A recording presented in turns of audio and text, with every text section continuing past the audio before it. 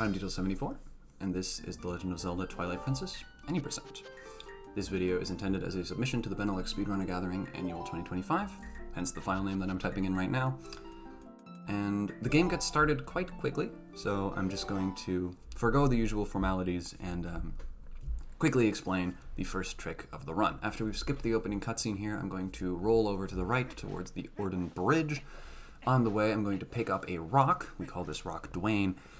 And I will use the rock to clip through the gate leading to the Orden Bridge so that I can then throw myself off of the bridge and void.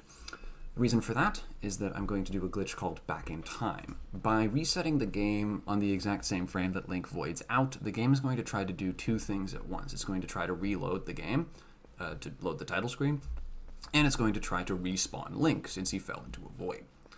When it does those two things at once, we spawn in on the title screen, which is going to be very useful because it allows us to, as it were, steal some story flags from later in the game that are set on the title screen that shouldn't be set yet. You'll see me do it in a minute once I actually make it through the gate. I did not remember that this went this poorly on this run. Yeah, this is post-commentary, by the way, just to be clear. I did this run yesterday, and I'm now recording commentary over it. It's the way I usually like to do things for these videos. So yeah, there we go. I just pulled a map there to buffer the correct timing, and then that allows me to void out at the same time the game resets. And so now we spawn on the Elden Bridge here on the title screen. I will then throw myself into the void again just to reload onto the Elden Bridge properly off of the title screen so that I can then save quit in order to, again, as it were, steal the story flags associated with the title screen, which happens to include taming Epona. As you can see, Link was sitting on Epona there, which will come up later. But it also allows us to just skip part of the first little bit of the Orden sequence, as well as gives us the Orden sword and Hylian shield and hero's clothes. It's just all around a very useful opening to the run, as it were. Having done that, things will now be significantly less crazy for the next 2 minutes, which is great. I can talk about some basics. But I can't talk to Koro, apparently. So yeah, we get the lamp from Koro here, the lantern. We need that to burn some spider webs that are in our way. We're going to need it at several points more to solve a couple puzzles later on in the game. Very much a required item, so happy to go out of my way for that one. Then we're going to go into this tunnel and just make our way over to the Forest Temple. We're not actually entering the Forest Temple, but we'll go to the Forest Temple because that's where Talo and Rose are being held. Talo is one of the kids from Orden. Rose is the monkey that he was chasing. And we need to defeat some monsters and stuff. If you played the game before, you'll know all this. It's just sort of a little introduction sequence that like shows you around the woods and teaches you how to fight and all this stuff. We do just very much need to do this in order to advance, unfortunately. You'll notice that I'm rolling rather than just walking. That's faster, as you might have guessed. But in TP, it's actually kind of interesting. The fastest way to move is rolling rather than walking, and so you never want to be walking because compared to rolling, you will lose speed any amount of time that you walk. So what you're going to try to do is chain together your rolls frame perfectly, such that there's never a frame where Link is quote-unquote secretly walking and losing speed. And there's luckily an easy way to check whether you're doing it correctly, because when you're rolling, you can't use most items. So if you look at the heads-up display in the top right, you'll see that items get grayed out when I'm rolling. So if you never see them flash brighter colors, that means I chained the rolls together so well that there was never a split second in between where I could have technically used an item, and so that tells you whether you're doing it right. So far it's been going okay, sort of whatever, not a big deal. But that is how I'm going to try to move whenever we're human, for most of the run, really. Obviously, movement as Wolf is going to be a little bit different, but we'll get to that when we actually transform into Wolf for the first time. So yeah, we've made it over here all the way to the end of Farron, where we can now save Talo. Just to be clear, this is any percent with no kind of like restrictions or anything. We're allowed to do any glitches, any out of bounds, anything that you can think of. But TP just happens not to be all that broken. We don't have arbitrary code execution, we don't have credits, warps, we don't really have item duplication. We do have it, it's just not useful yet. At least not for any percent. I don't know if it's useful anywhere else. But mostly it's not. Nothing of that sort. So TP is going to be a relatively slow-paced game. It's going to be fairly long. It's going to be a fairly low density of tricks or otherwise like breakage. But that's not to say it's easy. Given how long it is a bit of an endurance test. I tend to run about 3 hours 30 to 40 minutes. I am a beginner, to be clear. The world record is significantly faster than that. It's a 240 something. But still, TP can still be a very tough game. And all of the things that we do in the ways of glitches and so on are actually very, very difficult. And you will see me struggle later. So if you like laughing at people when they're bad at video games, stick around. You got plenty to enjoy. For right now, though, here's Goats. We didn't have to play the first Goats minigame because of Back in Time. We could skip that one. We do have to play the second. So we just have to get all 20 goats in the barn. And there's this particular route that I'm following to try and sort of conveniently pick up all the goats as we go. Usually this doesn't go well for me. I'm not good at this minigame. But on this run, it actually went quite well. I think it's a 22 something. Yeah, 2264. That's quite good. I'm very happy with that. I usually get like anywhere between 30 and 40. The best that a human's ever done, I believe, is a 15 something. I know who did it. I know Beast has the record on that right now, Bewildebeest, but I don't know what the time is exactly. I think it's like a mid 15. Anyway, having heard of the goats, we're now going to go talk to Bo. And again, Back in Time is going to come up. So we tamed, well, no, we haven't tamed Epona, but Back in Time gave us the story flag that says we did. And so, having tamed Epona, quote unquote, Bo is now in a state where he's willing to sumo wrestle with us for the Iron Boots. And that's going to be very useful because we need the Iron Boots for later, and in a casual route, you would normally need to come back to Orden just for the Iron Boots, like an hour and a half in, and then leave again. But we're not going to have to do that because Bo is already ready for it. We can just go talk to him here and take the boots with us. So that's great. Normally this text would be part of a extended cutscene, but because of all of the story flags being screwed up from Back in Time, we just have to talk to him repeatedly instead.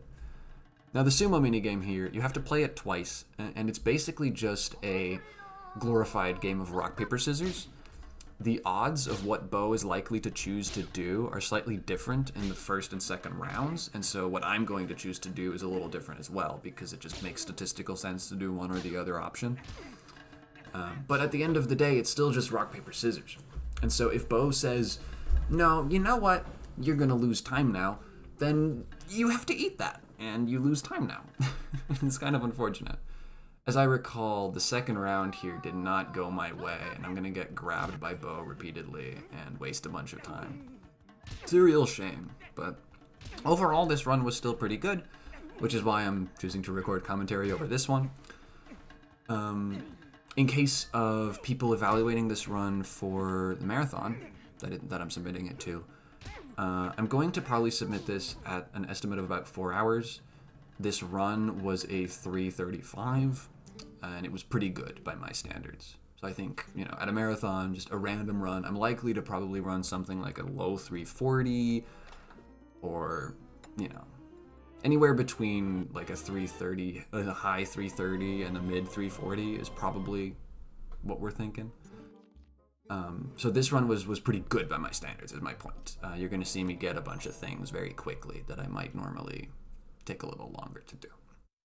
Anyway, having gotten the Iron Boots, we're going to go ahead and make a save here. This isn't a safety save, although I will do plenty of those throughout.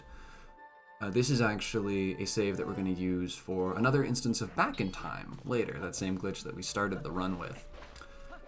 But that's going to come a bit later. I'm going to equip the Iron Boots then, just in preparation for later. I could also do that later, but I like to do it immediately just to sort of keep my head clear and not have to think about that.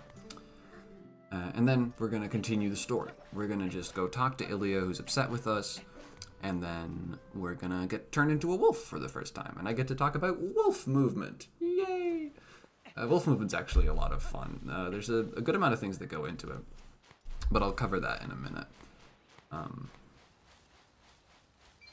I say I'm going to cover that in a minute, but I don't really have anything else to say.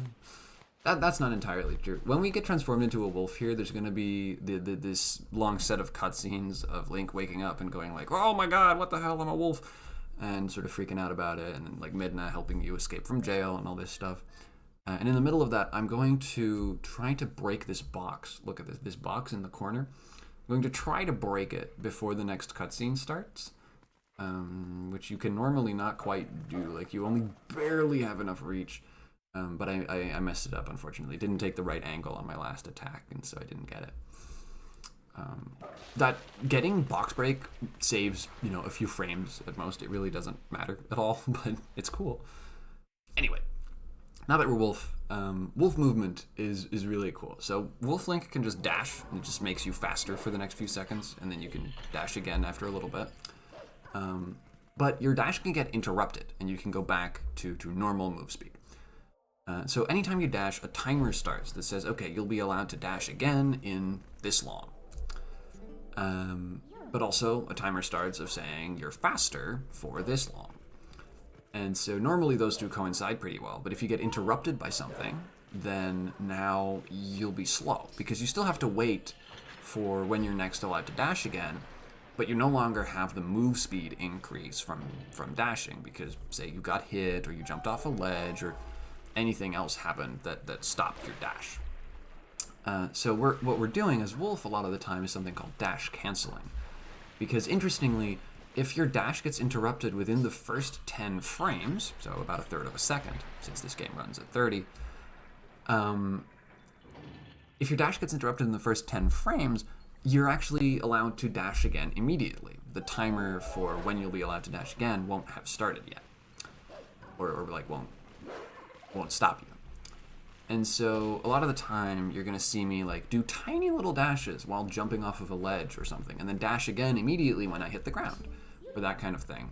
Just as tiny little optimizations to make sure that I have the bonus speed everywhere. Right here, I'm going to jump in a very particular place to knock that rock down without falling in the water.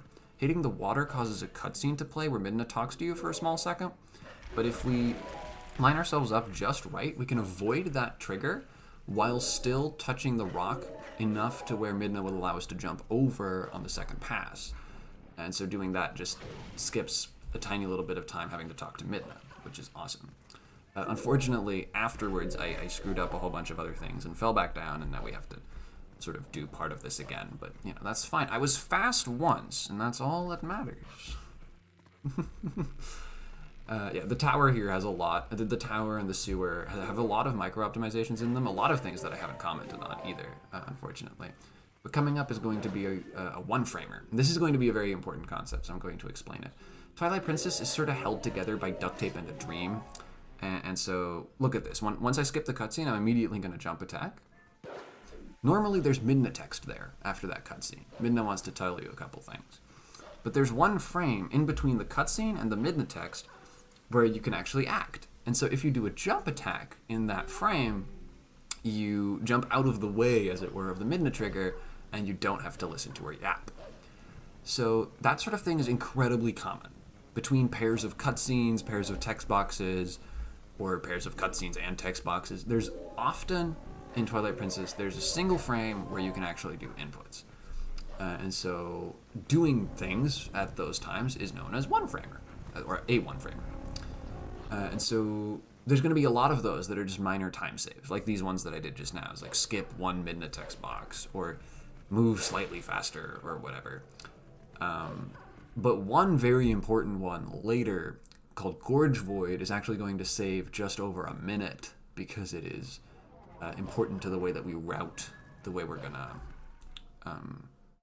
it's important to the route for the Twilights later on.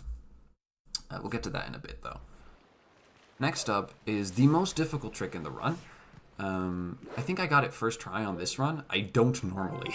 This trick is very hard. I've been getting a little better at it recently, since I've been practicing and grinding, right? Of course you get better at it. But it's very difficult. This is known as Sword and Shield Skip. And it involves this here Bulblin. His name's Hugo, and he has the same birthday I do. Hugo here is going to be my plucky little assistant for a magic trick that's going to, once again, allow us to avoid a Midna text trigger. And that's going to be a recurring theme. We don't want to talk to Midna this run, if we can at all help it, in most cases. We only want to talk to Midna when we call her, Anyway, Hugo here is, I'm going to line him up at a particular point in this little canyon here, such that when I jump attack him and he starts flying into the air, getting knocked back, I can jump attack again while he's in the air. And that's going to give me extra height and speed on that second jump attack, allowing me to jump clear over the Midna text trigger and into the cutscene trigger that gets you into the Farron Twilight. Now the reason this is important, and the reason I don't just go and... Nice, yeah, it was first try, sweet. And the reason I don't just go and grab the sword and the shield from Orden Village the way that Midna tells me to is, A, because it's fast. If you do get it immediately, this is faster. But again, I don't usually, so it'd be way safer to just go do that. But two, I can't do that. Since I already have the Orden Sword and Hylian Shield due to... since I already have the Orden Sword specifically due to Back in Time, that is not going to spawn in Russell's house. It's just never going to be there. And so I can't pick it up there. And so Midna is going to keep saying, hey, you haven't gone and picked up the sword. When I can't do that, and also I do have the sword, Midna doesn't care about that. Since we haven't gone and grabbed it from Russell's house, she's never going to let us into the Farron Twilight.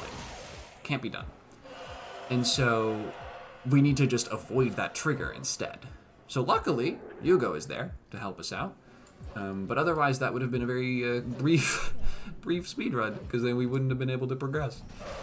Anyway, having done all that, we're now in Farron Twilight. We just learned the Midna charge attack. That one's going to be quite useful throughout. It's just a good attack, but also we're going to use it for sequence breaks. Yay! And then we get our first sniff of a light spirit, but unfortunately for Farron here, our little squirrel friend, we're going to totally ignore him. We're not going to talk to him. We're not going to get the Farron Vessel of Tears. We're not going to collect any of the bugs. We're just going to ignore that whole thing. In fact, we're never going to clear Farron of Twilight this entire run. We just simply don't have to do that. You can get everything that you need to get done in Farron without clearing the Twilight. We're just never going to need to do that because we can skip most of it. So yeah, this is that same tunnel that we used the lantern to burn some spider webs in earlier. As Wolf, though, you can just dig through. There's this secret little shortcut, which is nice. Makes it go much faster. And then coming up here on this first Midna jump, there's another one-framer. I don't know if I get it. I don't. After that Midna text, but before Midna flies over to the stump or whatever it is, there's a one-framer there, which is true for many first Midna jumps in sequences of Midna jumps. Not usually the later ones, though, because on the later ones, you usually just press the button and then she flies over. There's no text box before, and so there's no one-framer. Anywho, coming up in a second here, I'm going to pick up a safety rupee. This is going to be a yellow rupee. You really don't need to do that, but I do like to because I have a tendency to screw up the rupee route. Bad things tend to happen to me. So I'm just going to pick up this rupee and just make sure that I'll have enough rupees when I need them. But that brings us to our next big sequence break, and this is the big one. This is early Master Sword, and this is a really big deal for Twilight Princess. I'm going to use Jamal here, the Shadow Beast, to just alley-oop, jump on over up to this ledge. And then I'm going to navigate out of bounds past these trees to jump down at a very particular spot to jump onto this here platform, I guess, at the Sacred Grove without voiding out. There's a lot of void planes just floating in the air there that you have to, like, not fall into. It's a little more dicey than it looks, but I know where to jump, so it's fine. So that just got us into the Sacred Grove, which you're normally supposed to get to after completing the first 3 dungeons of the game, as well as the post-Lakebed Temple story sequence, Midna's Desperate Hour. We haven't done any of that yet. We haven't even left Farron Woods, or entered the Forest Temple, or done anything, and we're already here. And so this is going to be a big deal, because the Master Sword in Twilight Princess, you don't just need it to kill Ganondorf, it's not just a damage increase, it's what allows you to transform freely between human and wolf. And so naturally, since the whole second half of the game is built around you being able to do that, and the whole first half of the game is built around you not being able to do that, Having that ability this early is going to allow for lots of shenanigans in the way of sequence breaks and just generally like routing intelligently. Right. So that's going to be very, very, very, very useful. In order to get the Master Sword, we do have to chase Skulk it around a whole bunch. You can jump straight onto the ground there, but I messed it up. Yeah, normally, in a glitchless speedrun, you would get the Master Sword if you were really good, maybe like in a bit under 3 hours, anywhere between like 2.5 to 240 to 250 hours, I don't know, something like that. I'm not actually sure what time the glitchless record gets here, but it would be around there. And so yeah, we're already almost at the Master Sword, and we're only 20 minutes in, right? So this is a very, very useful trick. The way that EMS worked earlier with Jamal jumping up here is that when Jamal rears back to attack, you know, he stretches himself out upward, right? He gets ready to slap you. And so his center of gravity shifts. So with the min charge locked onto him, if you time it right and angle it right, you will jump high towards his center of gravity instead of just like sort of straight at him across the ground. And so that allows you to get just enough height to actually clear that ledge and make it out of bounds. There's a lot of tricks that sort of look like that in TP because the way that jump attacks work, both the mid charge and what we actually call jump attacks, where you just press L and press A, is a little peculiar. The mid charge is different from regular jump attacks, but they both have their own peculiarities that allow you to do busted things like this. And so the way that we did sword and shield skip with Yugo before is also a similar thing. In that case, that's a normal jump attack. And the way that jump attacks work is that if the thing that you're targeting is over a surface higher than Link's feet or over a void, your jump attack is going to get extra height, speed, and distance. And so what we did with Yugo was we knocked him into the air up onto or over a section of ground that's a little higher, and then jump attack towards him. And so that gave us extra height, speed, distance that we needed to clear the Midna trigger. Now, I'll be perfectly honest, I don't fully know if that particular long jump attack is dependent on the floor thing, or if that's just Yugo being that high is like good enough in and of itself. I don't actually fully know. I'd like somebody to correct me on that if they can. But in any event, all this to say, the jump attacks are sort of messy, right? They're easy to manipulate and they're easy to break things with. A lot of tricks in this game are going to depend on that sort of a thing. Manipulating an enemy's position or the way or the time at which you're targeting something in such a way that you can jump further than you're supposed to. I don't know why I opened the pause menu there. That was just brain fart, I guess. I mean, I guess I was getting ready to skip the cutscene, but I still had to do a whole jump. So. Master Sword puzzle. A lot of people got stuck on that when they first played this. I know I was one. But obviously, I've done this before. I know what the solution is at this point. Interestingly, you can do the exact solution that I just did in the other direction, starting to the right instead of to the left, and then just mirroring it. But that's 1 frame slower. For some reason.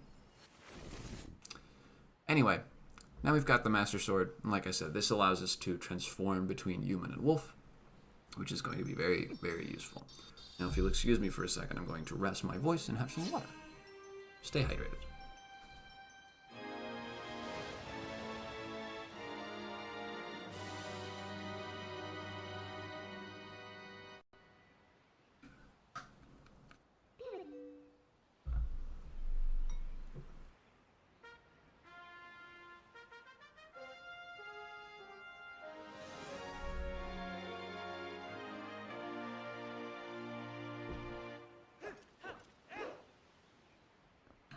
Okay.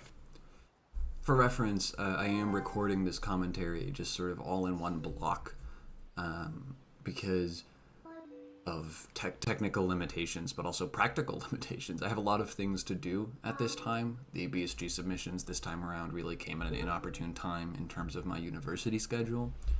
And so I don't want to take the time to do a full, nicely edited video the way that I would like to. I haven't done one in a while, but I definitely just don't have the time to do that, certainly not for a run this long. So instead, I'm just sitting here for, the next 3 hours, just yapping at you. This is also a form that I do like to do, but it's definitely a little more... Well, it's messy, right? You just sort of get a bit of a stream of thought, and I'll be honest, I didn't prepare anything in advance. I'm not like looking at any notes. I'm just sort of chilling here. So it's definitely a little weird. But at the same time, it's good practice for, commentary at a marathon. It's nice to just sort of emulate that, singular time constraint that has. Anyway, having gotten the Master Sword, we're going to use one of the portals that we've already got, the only portal we've already got, to get back to South Farron. And we're just going to run back to where we were before, through that same tunnel again, to where we did the early Master Sword trick. Because we still need to get some other things done in Farron, and those things are over there. And we can't warp there because when we were there the first time, we didn't actually kill the Shadow Beasts. Because doing so would have made it impossible for us to do early Master Sword. So we do just sort of have to walk back there. But this time, we can actually transform human. So instead of taking the long route across the treetops with all the midna jumps as wolf, I'm just going to transform human and use the lantern to clear a path through the fog. Now, unfortunately, because we're in the Twilight, the fog is not going to visually clear out, and so it's a little difficult to tell where it's safe to walk at any given time. So I'm going to take this very, very easy, because I have a long history of grappling with this fog in a way that's really not good. So I took that very slowly. You can do that much faster. You can do it with only 3 lantern swings, but I like to play it very safe there. Dig up that same safety rupee again for later, just in case I need it. And that brings us back to Jamal and his buddies, not Jamal and not Jamal. Again, I accidentally paused because I want to skip the cutscene too soon. And then we just kill these Shadow Beasts and move on. And we do get this portal because we have to. That's just what happens after you kill the Shadow Beasts. But we're never going to use it. North Farron is just not a portal that we need to have. So that's just going to be there. South Farron we will keep using, though. That's actually quite a useful portal. We're going to warp back to that a couple more times. And that brings us to Forest Temple. Normally, during the Twilight section here, you wouldn't be able to enter the Forest Temple because there's a spiderweb blocking your way and you're stuck as wolf. But since we can actually transform now, due to the early Master Sword, I can just burn this spiderweb away with my lantern and we can get right in. And this is where we're going to do our second instance of Back in Time. I'm going to do a very safe setup to try to do it, rather than just sort of winging it. Winging it isn't necessarily hard, I just like to do the setup anyway, just to make sure. So I'm going to save to my second file here, that's going to be very important. And then this bat will horribly die. And then I'm going to do a little position setup to make sure I got the right angle in the right place. And then we're just gonna... I missed it. So what I'm trying to do is hit a frame-perfect item wheel pull, so that I can, once again, same as with the first Back in Time, so that I can void out on exactly the same frame as the reset happens. And so, okay, I'm getting a little bit shafted by these keys. This is not great. Whatever, there we go. Do my position setup, there we go. This time I'm gonna hit it, I'm pretty sure. Or not. Okay, that's unfortunate, because that means I need to actually quickly reset, because I do need a bit of health to be allowed to void. So, gotta reset to my save real quick to get my health back. Doesn't matter too much. The goal here is, like I said, the same as with the first Back in Time, to void out and reset on the same frame. In this case, what we're going to do is much more weird and goofy than the first time around.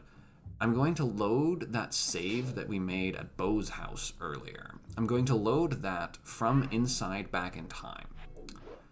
And that's going to wrong warp me to the King Bulblin 1 fight, at which point I will then just simply reset the game again, and while the game is in the middle of resetting, skip the cutscene for that fight. So look at this. So open the Bo file, that wrong warps us into the King Bulblin 1 fight, reset the game, and quickly skip the cutscene. What that does is, the flag that says, hey, the boss cutscene has been skipped, has now been set. And that was set after I already started resetting the game. So we have that flag now. I mean, I think that didn't actually even really matter, the order of that necessarily, but in any event, I have that flag now. And the flag number, whatever, I'm not a coder, right? But that flag for King Baldwin 1 corresponds to the very same flag used to manage the number of monkeys that you have saved in the Forest Temple. So that flag is going to make it so that I have now saved 4 monkeys despite having not done that, which is going to allow me to just get over to the Ook mini-boss without needing to go through the actual first half of Forest Temple. I can just walk straight there. Now, unfortunately, there's these spiders in the way, and I messed up my first Baba Nut throw, so I just have to wait for the second spider to get out of my way because I can't kill them both. This spider's name is Nancy, and unfortunately, she's usually very, very annoying if you leave her alive. But this time, she was very nice. She just got out of the way, let me up. Very cool. So we can move on with our life. There's a much bigger spider here, but that one I'm just going to ignore. This one's not a problem at all. It's the little ones you gotta worry about. Lighting these torches raises this platform, which allows you access to the area where you need the monkeys to get to Ook. And then, poof! Hey, what's that? Where'd all these monkeys come from? I love that glitch. So fun. So yeah, the monkeys are gonna form a little chain. We can get on over to Ook. And the reason we want to do all of this is to get the Gale Boomerang. The Gale Boomerang, probably the most broken item we're going to get throughout this run, because it has one very particular property, which is that when you throw it, Link automatically locks onto it, and you can throw it wherever you like. So if you'll recall what I was talking about with jump attacks earlier, the boomerang allows us to put an object we can lock onto anywhere we like, which is very useful for setting up long jump attacks because you can just put the boomerang somewhere that allows you to do a long jump attack. So boomerang LJAs, BLJAs, usually we just call them LJAs and people assume it's the boomerang, though you can also LJA off of enemies and other things. But boomerang LJAs are going to be sort of the brunt of our glitchy arsenal, as it were, for the remainder of this run. They're going to constantly come up and just allow us to skip big swaths of the game at a time. They're absolutely huge, and so sort of going out of our way in a weird sort of a way just to get all the way back to the Forest Temple, to do this whole back in time glitch, you know, fight those shadow beasts that we're never going to warp to, all that stuff just for this. Easily worth it. Easily worth it. Absolutely a detour worth making, and in no small part because the only way to avoid completing the Forest Temple, which, you know, we're not going to do, in case you were curious, we're not going to complete the Forest Temple. The only way to avoid doing that is also to do a boomerang LJA. So, well, no, there are other ways, but this is the way that we're going to do it, right? For any percent, this is the thing that makes sense. At least I think there's other ways. Forget it. Like I said a little bit earlier, I am certainly a beginner. I should hold my mouth a little bit on something. I don't actually fully know everything. Not even close. In any event, we are going to use the boomerang. That's what I do know. To escape out of the forest without needing to do any of the rest of the objectives here. In fact, we're barely ever going to come back to this part of the game at all. We are going to have to work back to South Farron a little bit more, but we're not really going to do anything around there, and certainly not North Farron. So, with the boomerang, we are going to do what I was just talking about, a boomerang LJA. So we're going to put the boomerang somewhere over a surface that's higher than Link's feet so that we get extra distance on the jump attack. I'm going to do a little position setup here by having Midna tell me off. That's going to put me right here, and then I can just walk backwards and position this on the correct visual cue, transform human, equip the boomerang, and then throw the boomerang at such a spot. A little bit of finagling here. I'm not super good at this. The aiming in this game is still something that gives me trouble. And then we just whee, do 2 quick little J's to get on over into Hyrule Field without Midna telling us that we have to go do the Forest Temple and we're not ready yet, yada yada. Sort of similar to Sword and Shield skip from the start. Like I said, that's how a lot of our glitches or skips are going to look like. So then we're going to turn towards Eldon. I'm going to aim myself right at what looks like a trio of trees, but is actually 4 trees, and then we're going to get interrupted by the postman. It's possible to skip this postman trigger by doing a boomerang long jump attack, but I don't really know how to set it up. I'm not comfortable with it. It doesn't make sense to me yet. And if you don't successfully do a really difficult trick in a second here, then it's not even fast to skip him in the first place, because if you fail that trick, you actually have to skip him twice, and at that point it just stops being good and you'd rather just talk to him. So I just talk to him, because I'm not likely to get that other trick. So it's totally fine. I don't mind. I'm just going to lose time trying to set up the skip and then hitting the text trigger anyway. It's fine. Forget that. Then we just transform human and we continue walking to Eldon. The glitch in question that I was alluding to is called Gorge Void, and it's actually just a one-framer. It's that really important one-framer that I was alluding to earlier, that I think I was alluding to earlier. I hope that wasn't on an earlier take. Anyway, there's a really important one-framer coming up. To refresh your memory, a one-framer, when a pair of cutscenes or text boxes has one frame in between them where you can do inputs. There's going to be a one-framer after we kill the Shadow Beast in the Kakariko Gorge, where if I jump attack on that frame, I'm going to fall in the gorge, which allows me to do this next sort of sequence of stuff in a different and faster order. Saves a little over a minute. I don't think I got it on this run. Let me check. I don't think I did, though. Let's see.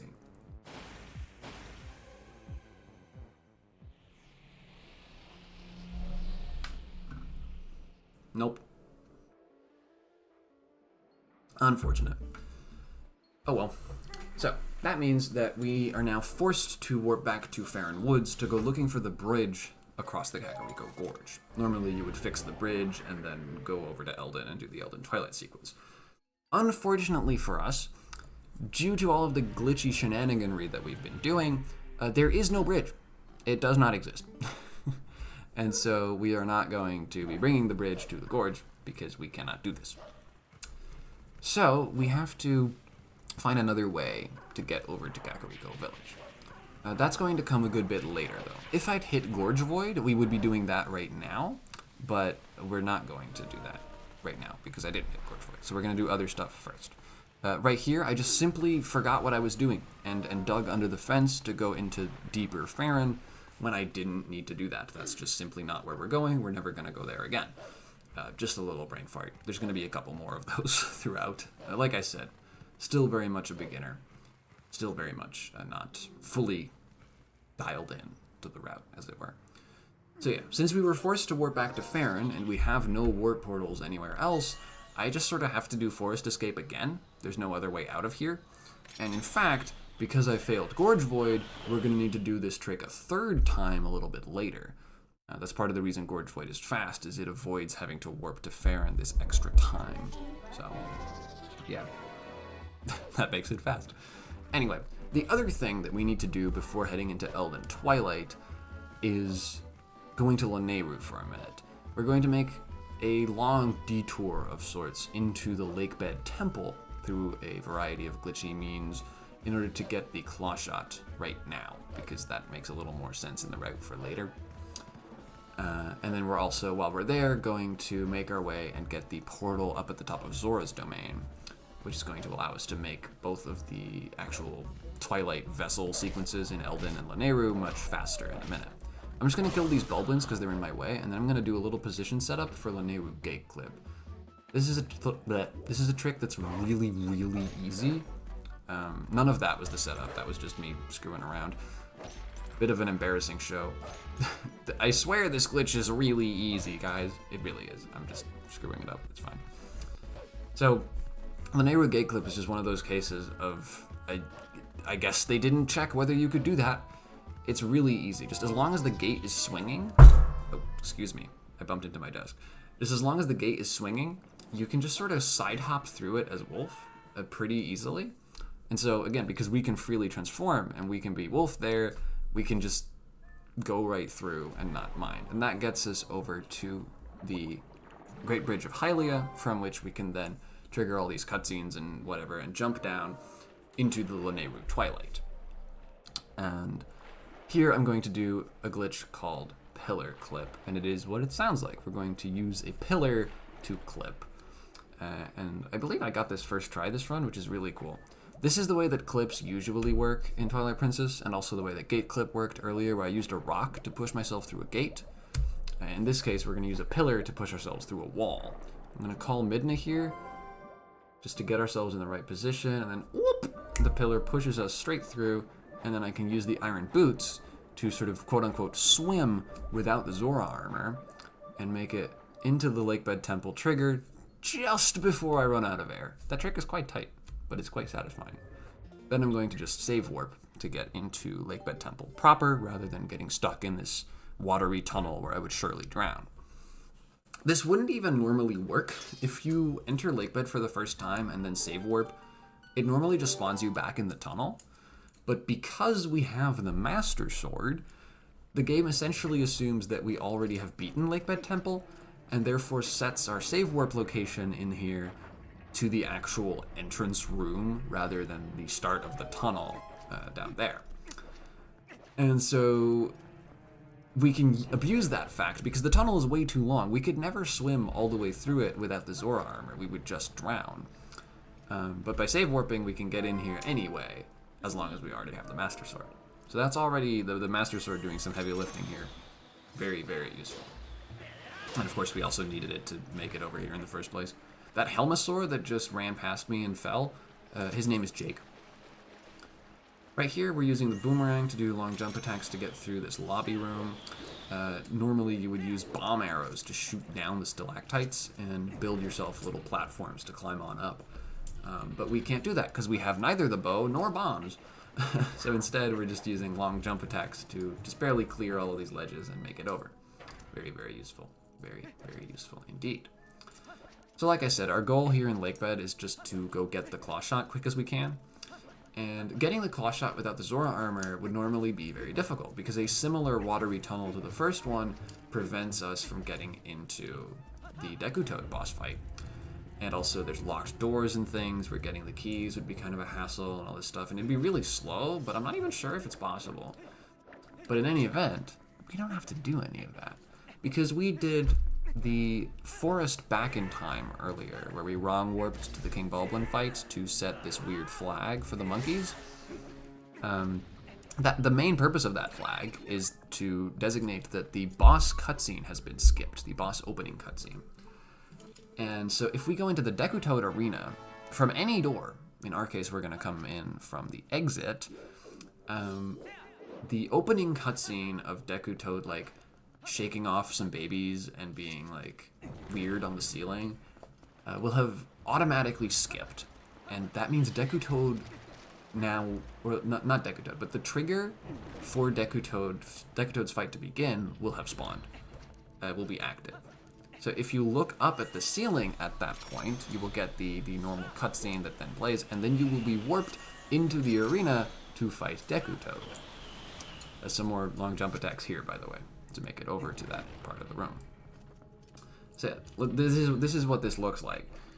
So normally upon entering this room from the normal side, there'd be this cutscene of like, oh, what's going on here? But that one's already been skipped, meaning that the other cutscene is active, meaning when I look up, even from the exit, I just look up, oop, I get warped right into the arena, right past the fence that's normally blocking you from coming in here through the back door, and we can just fight Deku Toad. So again, we don't need the Zora armor or any other kind of shenanigans because of that back in time from earlier that set this weird flag. The flag in question, by the way, is known as Early Boss Fights, or EBF. I don't think it's actually going to come up anymore, so a bit of a late time to introduce that, but oh well. That was a Deku Toad 1 cycle. That's possible because of the Master Sword damage increase. Normally that wouldn't even be close to possible. And it's still quite tight even then. I believe across all of those slashes, you have something to the effect of about 1/5 of a second of leeway. Something between like 6 and 10 frames. It's not a lot in any event. So yeah, very satisfying to hit because it doesn't often happen. And doing a second cycle is obviously quite slow. You have to walk behind her again, she drops the babies, you kill the babies, then you wait for her to jump up, you wait for her to jump back down, then you can hit her again. So, very happy to have hit the one cycle there. After that, we simply just save warp and then use Uku, who we picked up earlier, to warp out of the dungeon. Ukuing out of Lake Bed spawns you at the entrance to the Lanayru Shrine, which we're not going to enter. We have no real reason to do that right now. But that is a very convenient location, because from there we can jump down into the lake, or what would be the lake, and make our way over to Fire to start the sort of Lanayru Twilight starting sequence, intro sequence. So that's what we're going to go do. Now, I jumped as human there. It's slightly slower, but he does the diving animation onto just a bunch of rocks, which will never get old. So I always do that. So yeah, after talking to Fire here, we have to go fight the Bulblin Kargarok Rider over in the corner, which I'm going to try to do a fast cycle on, where I can actually grab onto the Kargarok twice before he flies away again, allowing me to kill him in one cycle rather than two, which is fast. It's very nice.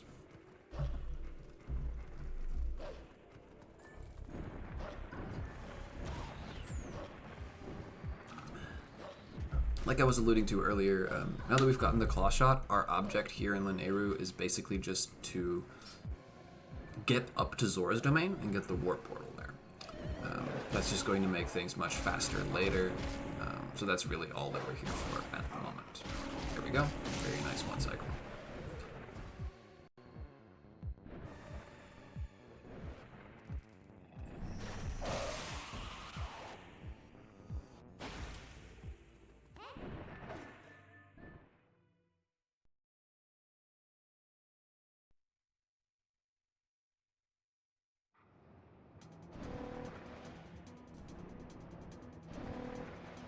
Now that we've gotten into the Kargarok flying sequence, I'm going to do what's known as Karg Clip. I'm going to take this Kargarok and I'm going to push myself off against these walls up at the top here, such that I will clip through the left one. Okay, I forgot I failed it on this run. Luckily, I didn't fail it so badly that I bonked the wall and fell. I actually was able to just save it and keep going. So that's nice. It only saves something in the order of about 6 seconds to get the clip over the course of the whole flying sequence. But what it would allow you to do is, if you look at the map, you can take a much straighter path if you go out of bounds rather than staying in bounds, because there's this big bend in the river. So going out of bounds there is slightly faster. Unfortunately, I messed it up. So be it.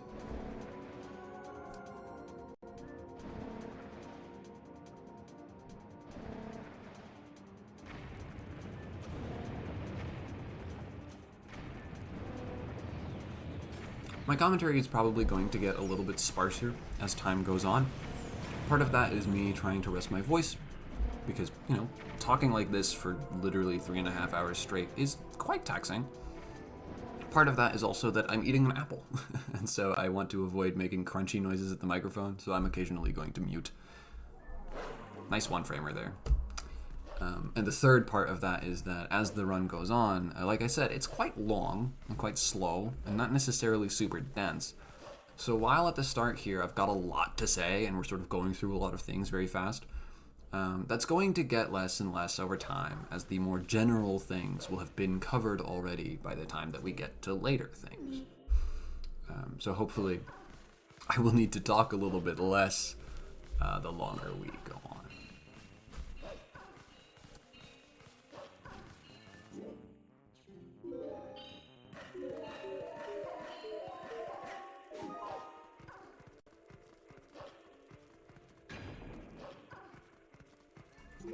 Interestingly, that very first Midna jump, all the way at the bottom of this icy spire, actually doesn't have a one-framer, despite having a text box beforehand.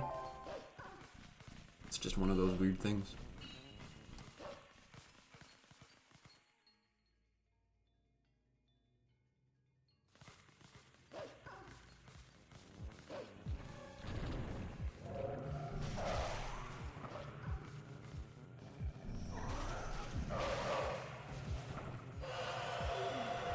That was really unfortunate. That Shadow Beast just got stuck in that little crevice, and I couldn't quite get the right angle to hit him. I had enough speed to reach him, but I just couldn't quite make it there. Unfortunate. But there we go. Now we have the Zora's Domain warp portal. That's going to be important because we need to be able to warp here several times later, but also just in order to start the Lanayru Twilight sequence at all, we need to be able to do that. And so, since we do need to complete that Twilight, unlike Farron, we're going to need that warp portal. Having done that, we warp back to South Farron again. Like I was saying before, we do need to do this one more time because I missed Gorge Void. If I had hit the one-framer for Gorge Void earlier, we would have just simply warped to Kakariko from there instead. But we can't do that, and so we have to do Forest Escape one last time, which is unfortunate for speed, but cool because I do like doing this trick and it looks sick.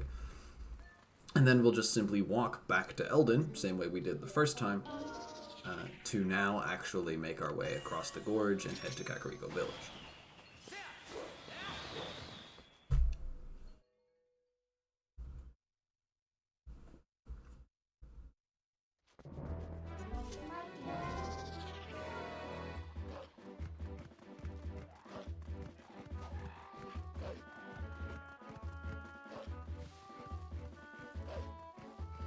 Once again, that looks like three trees, but it's actually 4.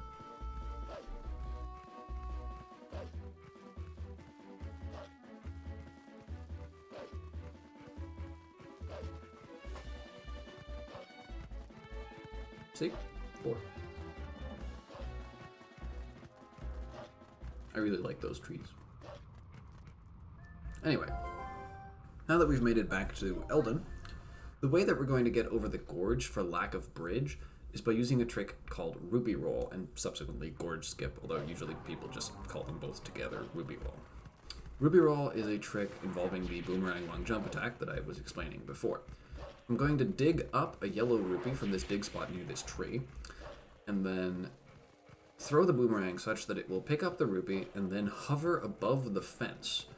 I will then jump attack at the boomerang at such a time that I will be above the fence when I touch the rupee, causing rupee text, which allows me to stand on the fence for a brief bit longer than you would normally be supposed to. The aiming and timing for this trick is pretty precise, and it's kind of difficult to do. Having done it, I will then immediately roll to the left, theoretically. I forgot that I messed this up. That's really unfortunate. I was being all theatrical. Anyway. Having done what I would normally do, no, I mean, I did that part correctly, I just didn't roll. Having done the whole setup with the rupee, I'll then be allowed to roll, if I mash roll very quickly, off the left side of the fence, rather than falling back onto where we started from. That allows us to get on the outside edge of the cliff, from which we can then do another boomerang long jump attack to actually get across the gorge and make it to Kakariko Village. This trick, like I said, is quite difficult, and it's been the main thing that's been ruining my attempts at recording sort of a reasonable run for this submission. But yesterday I finally managed to hit it reasonably quickly. I think it's just going to be second try here, and I can move on. So yeah. Just jump at the boomerang, pick up the rupee, and then just roll over the fence to land on the other side. There we go, perfect. Then we're just going to walk to the correct spot from which to do the long jump attack across the gorge. That's going to involve sort of getting all the way out over this side, do a little position change, and then just whee all the way across. There we are. Then I'll transform wolf so that we can just quickly run to Kakariko Village. Being a wolf is usually faster than being human. It's context dependent, but just if you have to run a long distance, wolf does just move faster than human, so that's usually your best bet. Now there's a trigger here for the King Bulblin 1 boss fight, which we wrong warped to way earlier, if you'll recall, for the forest bit trick. We do not want to hit that trigger. Hitting that trigger causes 12,000 plagues, and it's just generally not where you want to be. It screws everything up. So we sort of carefully and slowly move around the edge of that room just to make sure that we don't hit that trigger. And then we make it to Kakariko Village. So we killed these Shadow Beasts to unlock the Kakariko Warp Portal. I couldn't use it to just get here earlier, unfortunately, but we will still be making use of it later. And then we pick up the Elden Vessel, and we will go and collect the Tears for the first time. The Tears of Light. We didn't need to do that for Farron, because, yeah, we just don't have to. There's no reason to clear Farron Twilight. But we do very much need Elden Twilight to be clear a good bit later on, because we need to get the Flaming Rock to unlock Lanayru Twilight, and that part is very important. But also, later we're going to need to come back here to get the Sky Cannon, and we can only get the Sky Cannon if the Twilight is cleared. Hence all of that. This first bug here is just in the cemetery. I'm going to kill it, then transform human, and not pick up the tear just yet. Instead, I'm going to just line this up and and clip through the well. There we go. Being human there is not supposed to be possible, and so the collision on that well is absolutely not ready for it, allowing you to very easily clip in to the sanctuary basement here, where there's 3 more bugs. These 3 bugs in particular really stink and often cause many problems. That went okay by my standards. I am not upset about that. So yeah, we just pick up these tears and then leave. Now I am going to just run the wrong way here, but I catch myself and leave out the correct side. I also can't really leave out that other side, or at least not as Wolf. And then we just jump back up here, and now the cemetery bug was already dead before, so, or the graveyard bug. So I can just go pick that tear up now, and then leave. That's our first 4 tears, nice and quickly. The next bug is in the general store, but I can't quite remember where it is. Maybe this helpful sign will tell me. It won't. How rude. Maybe it's this house. It is this house. The reason I'm joking is just I usually read that sign on accident by just running past it and pressing A too many times. I didn't do it this run. I thought I did, so I was trying to be funny. See, that's what I get. That's what I get for trying to be funny. Anyway, we pick up the tear from the general store bug. There's a funny little strat there where you manipulate the way that it moves by repeatedly targeting it so that it comes right down to you. Makes it very easy, very nice. Then we can go into Eld Inn, the local tavern, where there's 2 more bugs. And there's a lot of funny little movement here. I'm going to mess up most of it, unfortunately. The way that this bug would normally work is you position yourself such that the bug is induced to just fall straight down onto the floor rather than up there. Unfortunately, I messed it up. Luckily, targeting the bug also makes it come down, but that does take longer and put it in a worse position where it's harder to get. So wasted a bit of time there. Then I bonked that bar so that the bug here in this bedroom would already wake up and get off the wall, allowing me to kill it quicker by the time I get up here. Then I can pick up that little bonus yellow rupee while I wait for the tear to form, just for more rupee safety later. Then pick up both tears on my way out, and just, yeah, I'd leave. You can bonk that door frame while entering the load zone, and Link will be very clearly inside Eld Inn while the game fades out. Always funny. Next bug is in the abandoned house, which we just fall through the ceiling, kill the bug, leave again. It's not crazy.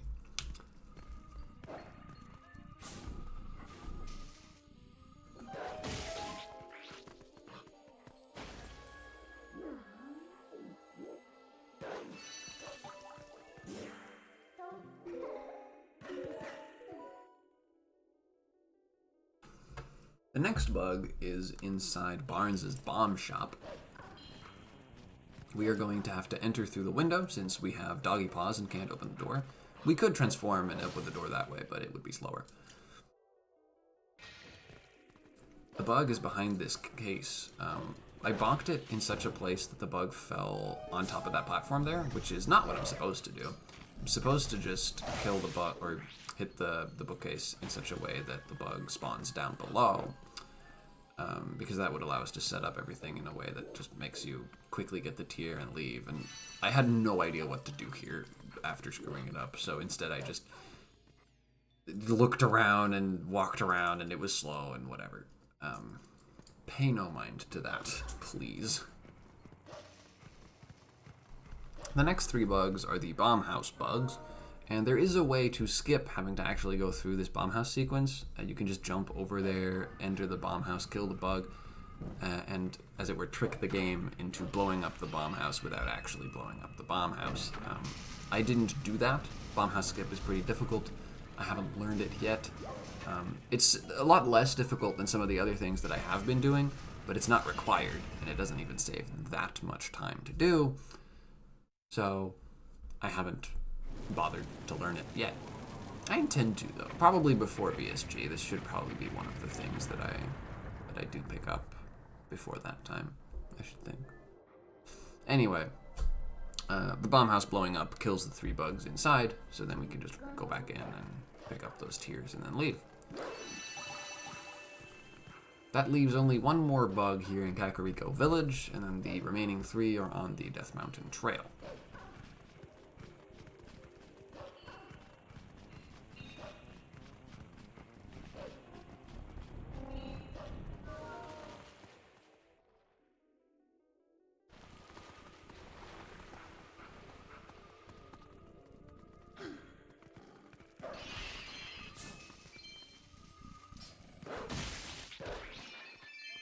I'm rich.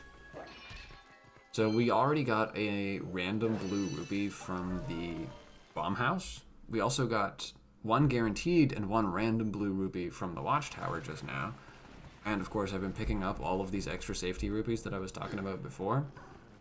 So we are at a whopping 78 rupees at this point in the run, when I think in the actual rupee route we're supposed to be at like 20 or something. So like that's great, because like I said, I have a tendency to not have enough rupees by the time we need them. So I'm very happy to see this much safety in that. Heading up the Death Mountain Trail here, I'm going to actually do an instant climb. Whoop. The way that works is sometimes Link can grab onto ledges as Wolf, where if he climbs up them, it would result in him going out of bounds. But the game has a failsafe for that, where it'll just adjust your position such that you're not out of bounds and you won't go out of bounds, and then just quickly plop you down, on the floor normally.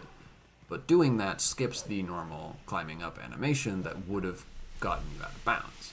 So if you don't really need to go out of bounds, and that's not the point, then that's just fast. So sometimes there will be places where you can actually set it up to climb up a ledge such that you get to do that to skip the animation of climbing on up it, which is very useful. I think I got 1 or 2 more this run. There's a total of like 5 throughout any percent that you could go for, I think. 2 of which I don't go for. I'm not sure if I got all the ones that I do go for, though. And I don't know if I'm missing it. It's something to that effect. Anyway, we get this other tier here, then I just have to wait for this geyser to stop, or whatever you want to call it. I guess it's not a geyser, right? It's gas, not water? I don't know. Water could be a gas. Anyway, we just jump on up here with some midna jumps to get the last bug that's in the hot springs. Now this one's usually a real pain because there's a bunch of other enemies around, and so setting it up to where it makes any kind of sense and you actually get to kill the bug, it can be very difficult. But it sort of worked out fine just there. Unfortunately, now they're starting to get in my way, and so it's getting real difficult to pick up the tier. But the cargo rock eventually lined up with the tier, so then I could just target and jump attack the cargo rock, pick up the tier that way. Works for me. That gives us Elden Vessel, and the reason that that cutscene looked a little bit weird there before I skipped it is because we're wolf rather than human.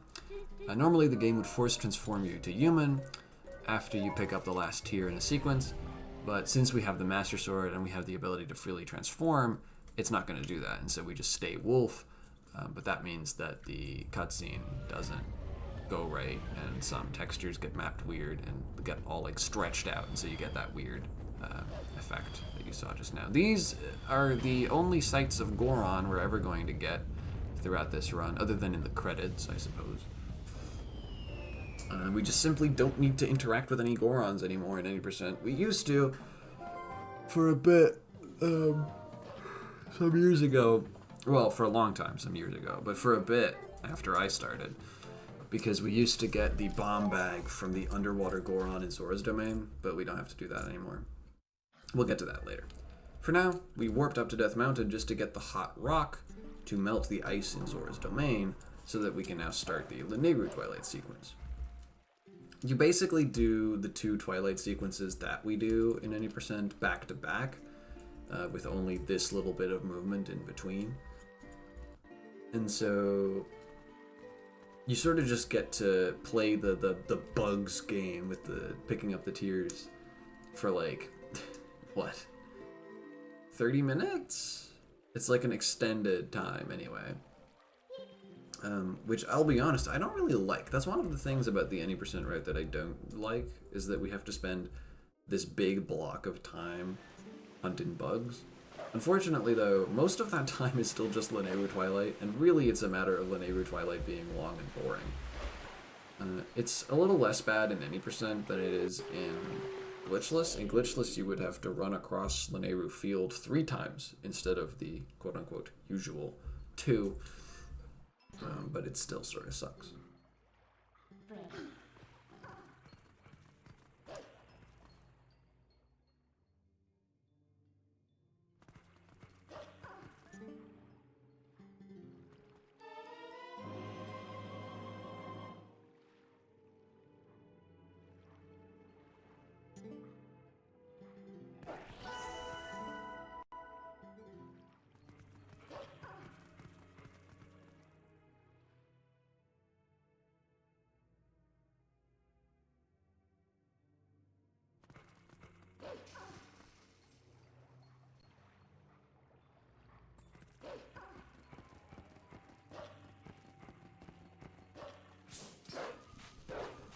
This first bug is a real pain. Believe it or not, that was unusually fast by my standards. Getting that bug quickly is annoyingly difficult.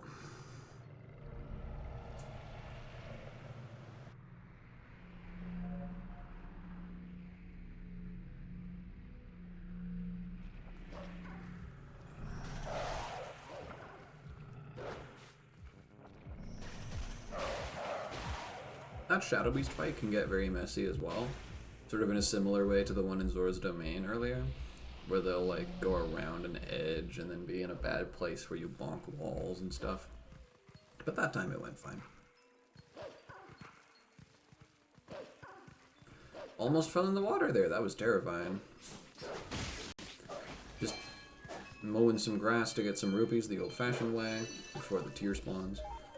The tear forming animation is quite long, and you can't pick it up until it's done, so you can spend a little bit of time doing stuff like that while you wait.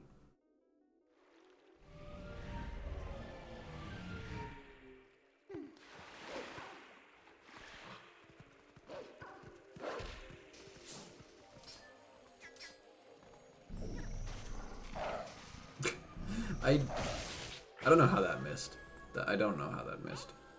That looked fine to me, dude. Targeting bugs with the Midna charge can get very messy as well. There's a lot of bugs that are like on weird surfaces or that fly around in such a way that it's just difficult to actually hit them with a Midna charge once you've locked on. It's still usually the best way to do it because it does just aim for you, which is still a big deal. And it gives you a lot of extra range and speed to actually hit the bug. But it's still not, you know, perfectly foolproof, right?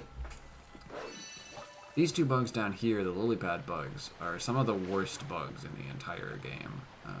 Most everybody really hates these. It just... You can't really stand, right? There's no solid footing here, so actually attacking the bugs is just something you're not even allowed to do half the time. And then they also just have annoying flying patterns, and they can go underwater, and they can... They get everything. These bugs are the game's special little boys, and they get all of the fun toys. The lily pads don't work half the time. Lily pad bugs are nobody's favorite. But there we go. They're both dead. Yeesh. Having done that, let's move on. should have turned senses off a little bit ago. I got myself lost for a second there. Once again, after I kill this bug, I'm just going to mow some grass, check for rupees. May as well. And I'm going to miss the tier horribly multiple times. And then bonk. Yeah, you can tell that I'm not super good at this game yet. I've actually been running it for a long time, but I haven't ran it much. Because it's such a long game, it's a real time commitment to do runs, but also to do practice. And so I don't tend to actually play it all that much, even when I'm on my grind, as it were.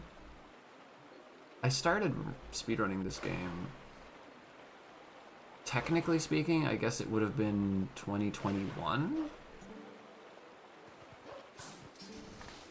Depending on how you want to look at it, 2020 or 2021.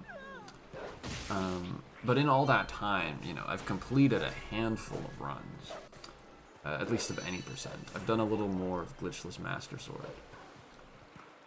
But all this to say, I'm not a particularly practiced runner, right? I don't know all that much, and I'm certainly not very good at actually doing the things that I do know. And so, yeah, just generally, you'll see me, like, move around sort of weirdly and, like, bonk a lot and this sort of stuff. Still very much a beginner in that respect. But I like to consider myself decently knowledgeable because I have been around a long time. I've been watching this game for like a decade at this point, a little less than a decade. Maybe since like 2017, 2018. So like about 8 years. A bit less maybe. Yeah. So not all that close to a decade. Anyway, all this to say, I do know a lot. But I don't necessarily know how to apply it or what I'm doing wrong at any given time, and I certainly don't know how to move around in a way that makes sense. So you're going to see a lot of bonks and things all throughout, in case you hadn't noticed. This is very much a game that I'm not super at home in. And part of the reason for that is just that it's 3D.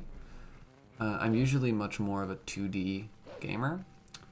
And the games that I'm really good at in terms of speedrunning are broadly 2D platformers. I consider myself to be pretty good at Hollow Knight and Super Metroid, but mostly I am just very, very good at Metroid Dread. And those are the games, but mostly also the types of games that I've spent most of my time on. And so 3D games like Twilight Princess are just weird. They don't make as much sense to my brain. I don't fully understand yet how to like move around in efficient lines and this kind of stuff. It's not really in my brain or in my hands yet. So it's been an interesting experience, like sort of grinding it a little bit over the last month or two of like learning about that stuff. Anyway, this long, boring sequence of running around Lanayru is all for one thing. We're just going to Castletown to get the Castletown bug. There's just one bug here. That's it. That's why we've been running for the last minute and a half. It's kind of boring. And like I said, in Glitchless, you'd have to make this trip an additional time as well. So it's just like... Nobody really likes Lanayru Twilight very much. But, oh well. This bug also sort of sucks. I need to figure out how to catch that bug properly as well. Having done that, though, we can go back to doing a little more stuff. We're going to warp to Lake Hylia, where I'm going to pick up the bug from behind Fire's house, and then we're going to howl at the grass to call the Kargarok. Inside the river with the Kargarok flight, there's 4 more bugs for us to get, and then there's 1 more normal bug, and then the boss bug. There we go. That bug, I was supposed to pick up the tier, obviously, but that bug, if he falls in the water when he dies, it takes significantly longer for him to explode than if he falls on the ground. I don't really have a consistent setup to make that work. Again, beginner. Though there are setups. But if he does fall on the ground in any event, then that saves like a second or so. It's actually kind of big for something that small. These 4 bugs here in the river sequence are really easy. You can just target them and then press dash, and you will automatically just hit them. It's great. I do screw it a little bit, I think, on this 3rd bug. I believe I miss it because I do something weird, if I remember correctly.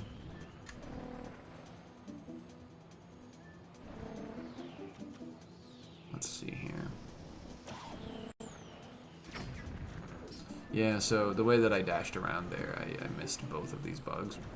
So now I have to wait for them to catch up with me before I can ram into them again. There we go, and there's number 4. It's actually number 3. Alley-oop. Okay, and now I can just bonk into a wall and stop this, because I don't actually want to go to the top of the river. No need to do that.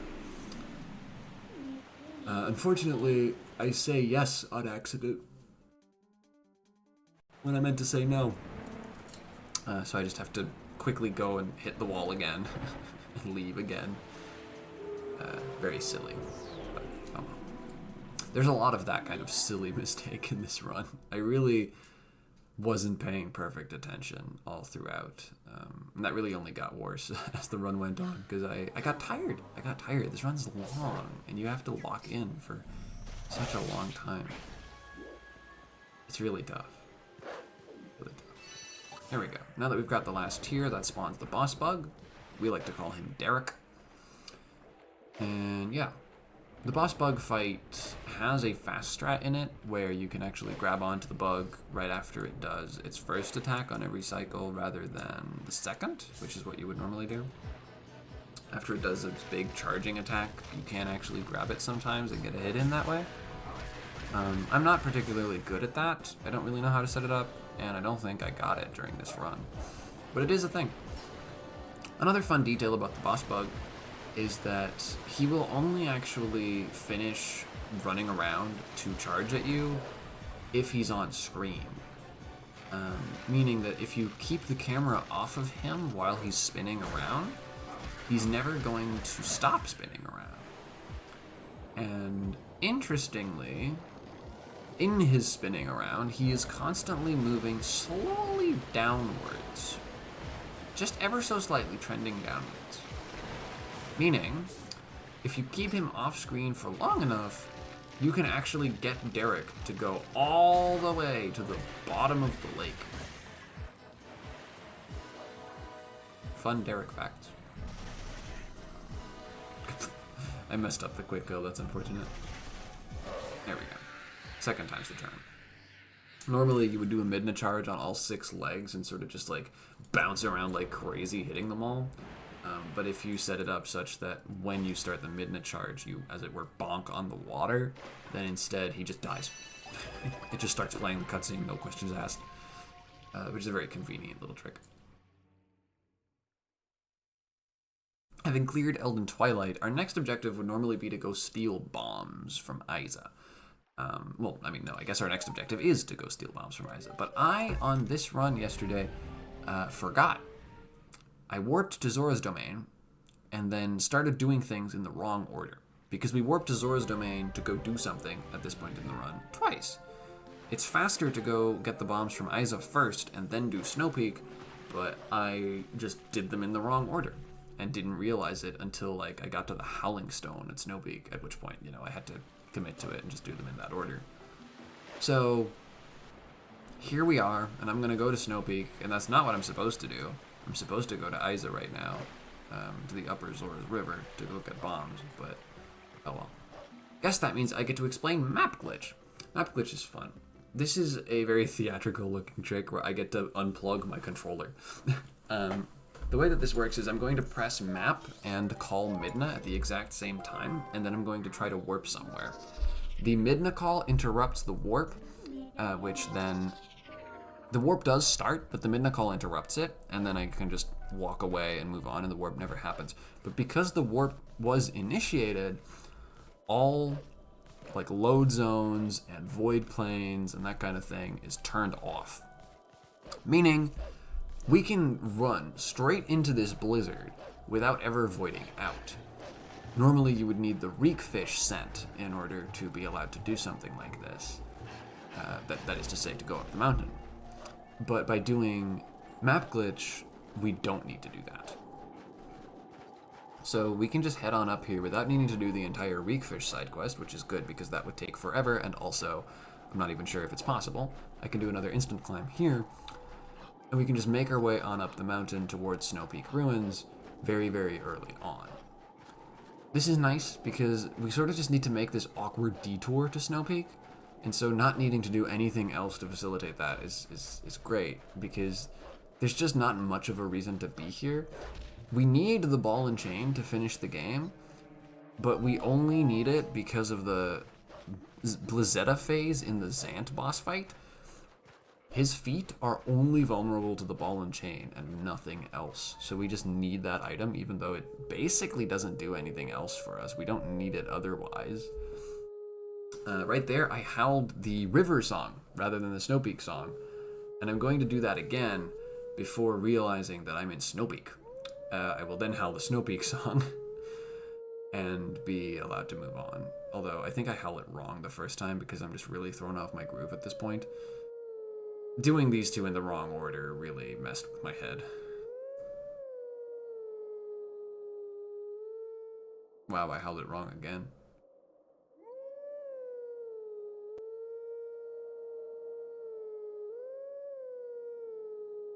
There we go. Anyway, we just need the ball and chain to beat Zant. That's basically it.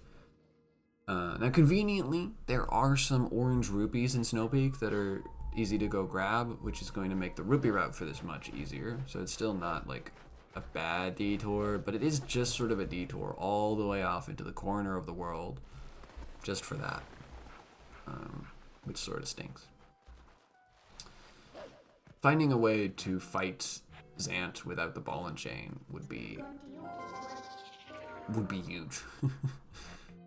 Anyway, this is going to be our first use of the claw shots. We've had these things for like 40 minutes and have still not equipped them, but here we are. They're finally getting some love. These are going to be pretty important throughout the rest of the run. They are, you know, the driving item of City in the Sky, of course. So we're going to see them plenty there. We're also going to see them in most of the other dungeons that we're still going to play. Claw shot's a very useful item. We're going to be using it a lot. Right here, it's possible to do a boomerang long jump attack off into the void to avoid having to fight these shadow beasts. Doing so, however, would make it so that when you're doing the snowboarding sequence, the blizzard is still there and you can't really see. It's only slightly faster to avoid this fight anyway. You know, saves however long we've been spending here, maybe like 20 seconds, a little bit more. 20 to 30 seconds at a guess. But it makes it much, much harder to do the snowboarding sequence, and also makes it impossible to get money during the snowboarding sequence, because the money won't spawn if you do that. I don't need the money, but it's still nice. And of course I would like the snowboarding sequence to be easy, because I am bad. So that's great. Right here, I'll tell Yeto that I'm not on a spiritual journey, because that's faster than lying to him.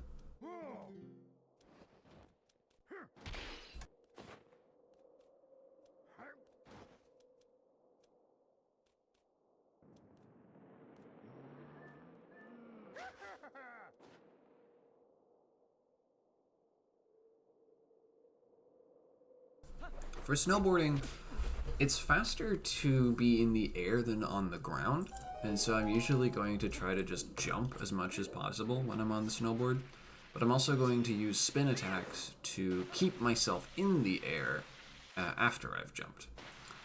And so by doing all this, I can build and preserve more speed than I would just being on the ground for the most part.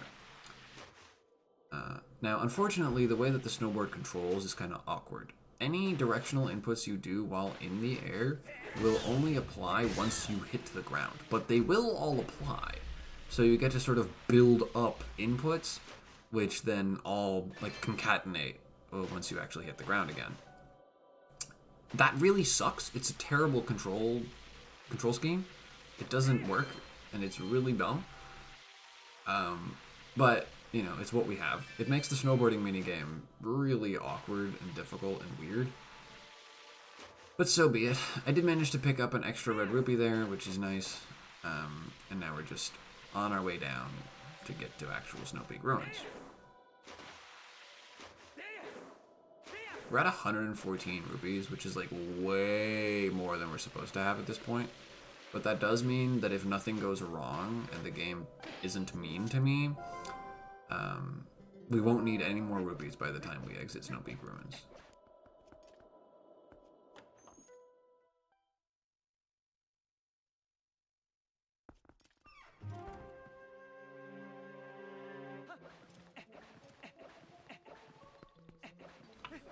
Right here, I'm going to do a boomerang long jump attack across this void to get to the heart piece chest. I'm not going to pick up the heart piece, I don't need it, but there we go.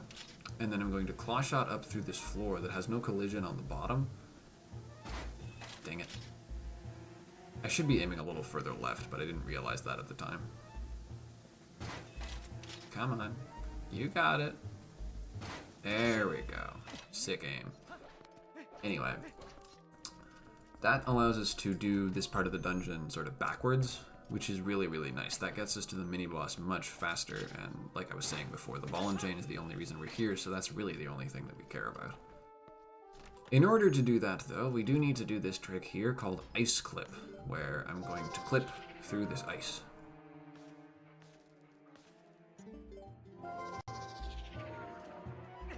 I clipped through the ice. That was Ice Clip.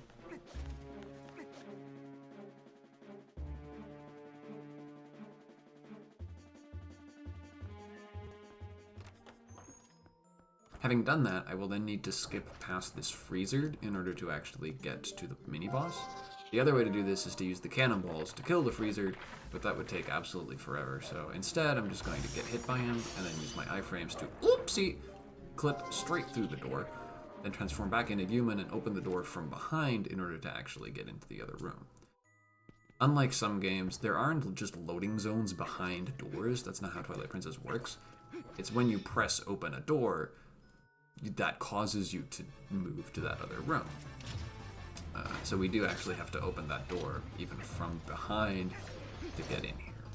The Dark Hammer fight's simple enough. You just make your way around him one way or the other. I like to do the claw shot strat that's nice and safe, and then you just hit his tail a whole bunch and he dies pretty easily. This mini-boss does give me a lot of trouble. I'm just personally not very good at it, but it's not like hard in theory.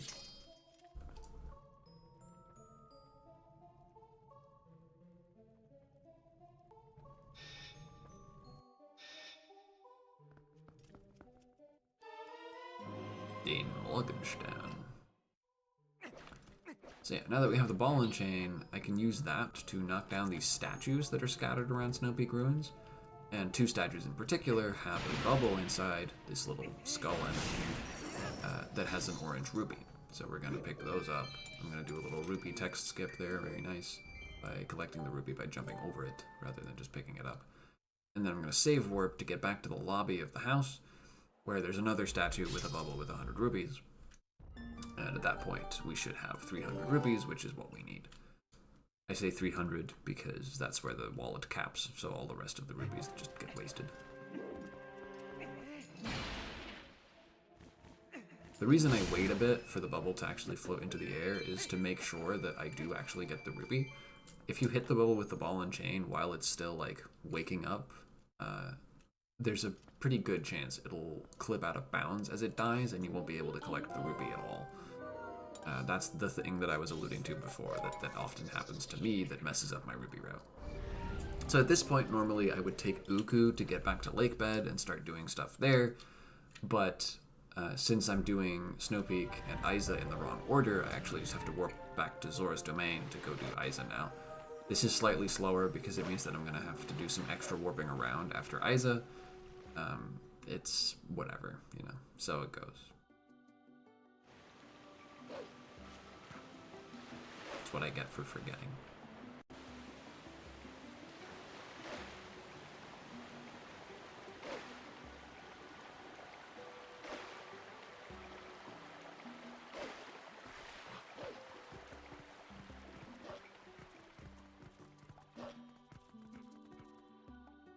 The keen-eyed among you might realize that we don't have the ending blow, because we never went through the normal like daytime forest temple entry sequence where there would normally be a golden wolf in your way to teach you ending blow. And since we're not going to clear Fair and Twilight, that wolf isn't actually going to spawn at all. But we do need ending blow to finish the game because you need it to kill Ganondorf in the end. So we are going to have to spawn a golden wolf somewhere to teach us the ending blow. The most convenient one is just to howl here at the river, because this wolf will then spawn at Hyrule Castle Town South, or Hyrule Castle Town West. So both the stone and the wolf are very easily on our path, which is nice. You'll note we also howled briefly at Snow Peak, at the top of Snow Peak Mountain, but we didn't actually finish the howl there. The reason for that is we just needed to howl in order to actually get rid of map glitch, because map glitch would have made it so that digging into the dig spot to get into the tunnel there would have actually self-locked the game. So instead, we needed to get rid of map glitch, and this happens to be a convenient way to do that, but we don't actually want to howl at that stone because the wolf that it spawns is too far out of the way to be reasonable to collect later. So instead we just get this wolf, which will later teach us ending blow, since the order in which you get taught the moves is just always the same. It's just you get the next move in line. It's not like it's tied to the location of the wolves, so we can just howl at this stone, get this wolf, and have that teach us ending blow rather than have to get the one from Farron. Alright, I screwed up this trick.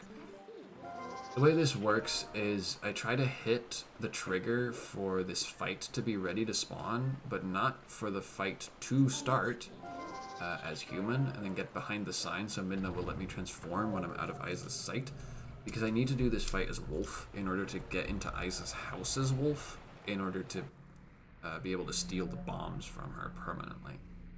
Aiza normally lets you borrow a bomb bag to do her minigame, and then it becomes permanent once you complete the minigame, but we can't complete that minigame because we don't have the bow, and also it's slow. So instead, we need to steal the bomb bags from her. The way to do that is to first duplicate the bomb bag you get from her, because the lent bomb bag disappears if you die, or if you save warp, or a number of things. So we need to actually duplicate the bomb bag we get from her by warping out of her house and then immediately re-entering, like just by warping back to UZR to trigger this cutscene again. However, in order to do all of that, we need to finish this fight as wolf, because otherwise we won't be able to warp out of Aiza's house, because Midna won't let us transform wolf if we're not already wolf. So we have to finish this fight as wolf. But since it's a non-Twilight zone, and we're not in post-MDH yet, we can't, that is to say Midna's Desperate Hour, we can't actually use Midna charges on these Shadow Beasts. So I'm having to do this very awkward setup to kill the last two Shadow Beasts both at once, so they don't get a chance to resurrect one another. It's incredibly tricky.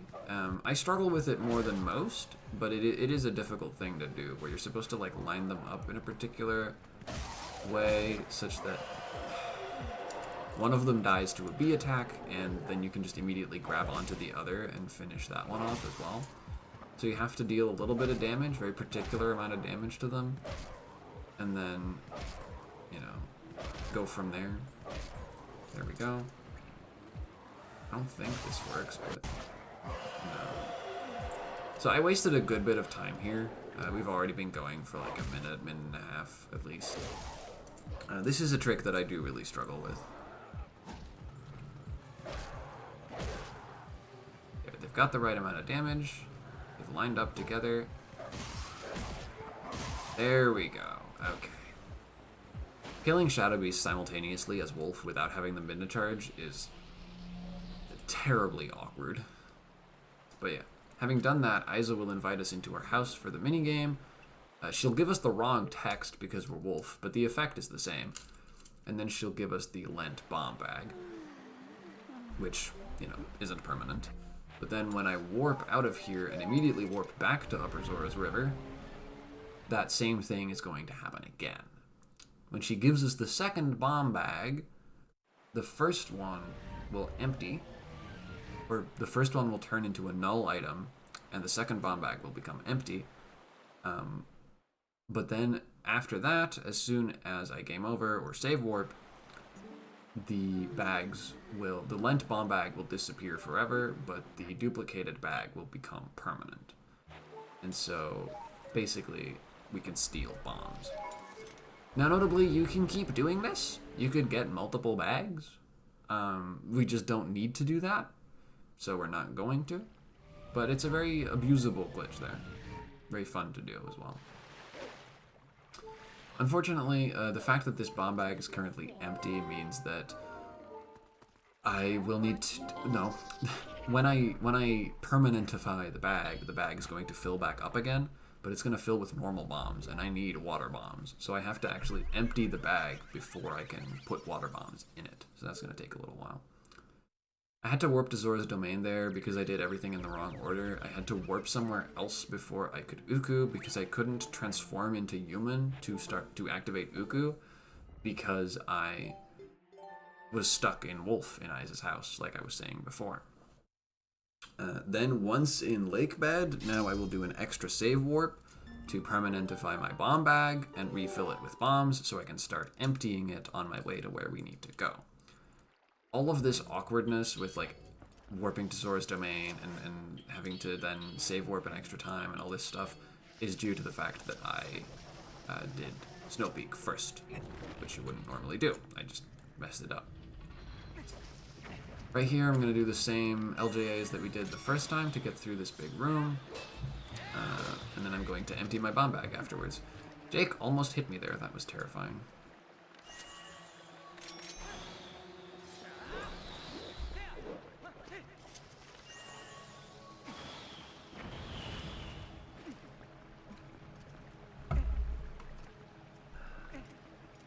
Stay hydrated, everybody.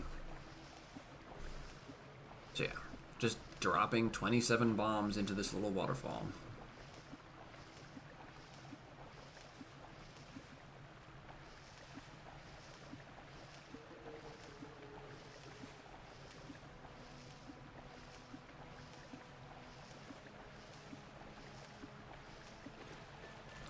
And then I can open this chest that has water bombs in it.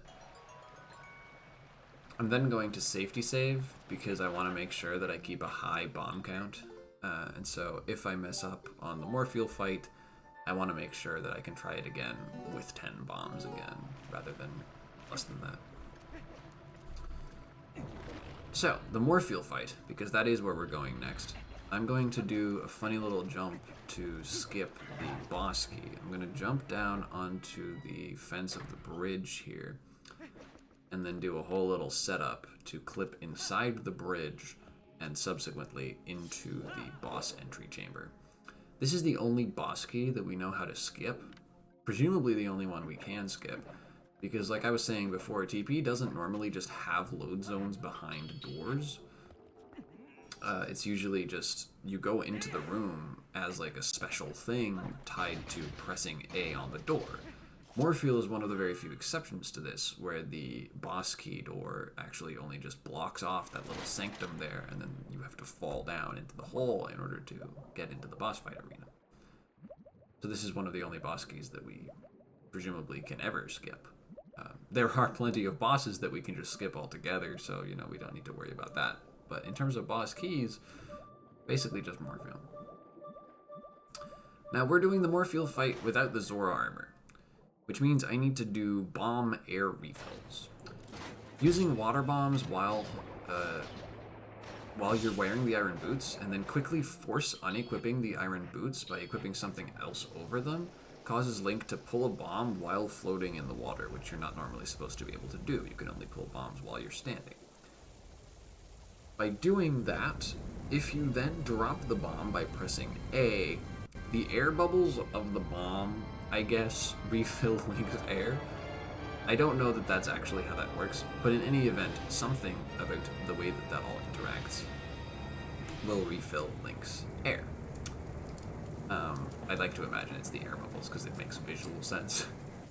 In any event, though, there you go. You see my air meter refilled again. It'll reappear in a second. And so that allows us to get some breath back underwater without having the Zora armor, which is very important.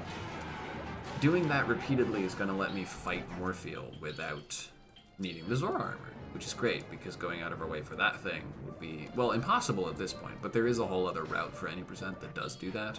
This is faster, though. So yeah, another bomb air refill, and then I just swim back up, and as soon as she sees me and I get high enough, equip the boots, grab onto her, and now here I'm going to try to re-grab her for the last hit by just pause buffering repeatedly. I need a frame where her head is moving upwards.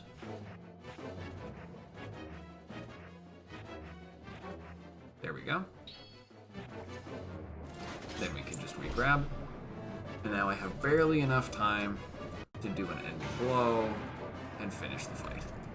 That was a Morpheal using only 2 bombs, which I wouldn't normally get. It requires some good RNG and good skill. It's hard to do.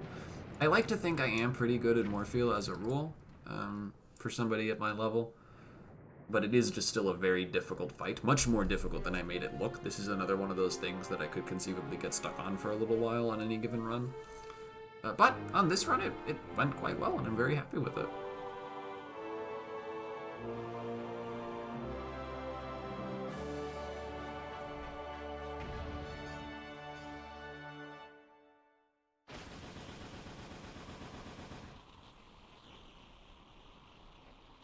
That gets us fused shadow number 3.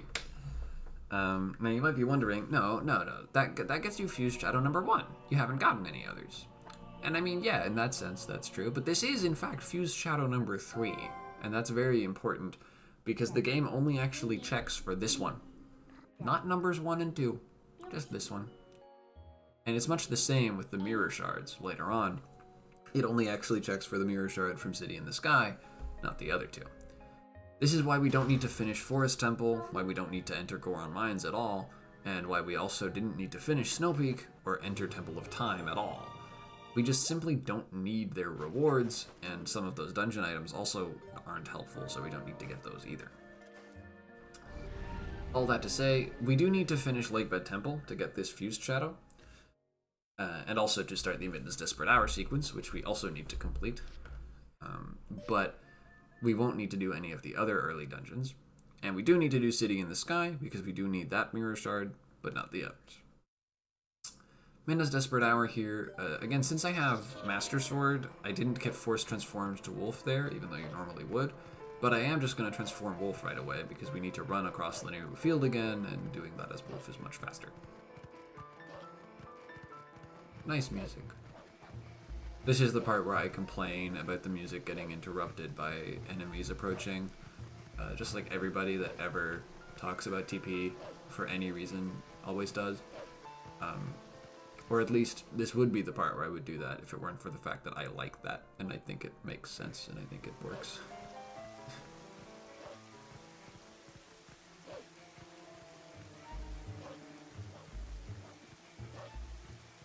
Being a bit of a contrarian never hurt anybody. No, I don't find it that jarring. I don't know. I think I agree that it would have probably been better if it wasn't like that. But it's never really bothered me at all that the enemy music still plays like normal. It's just like, okay. It still has like the natural fade out to it. It doesn't really bother me terribly much. Nobody look at that. That was really embarrassing movement. I was trying to avoid talking to that cat. Just bonked on a fence instead, which is just as bad.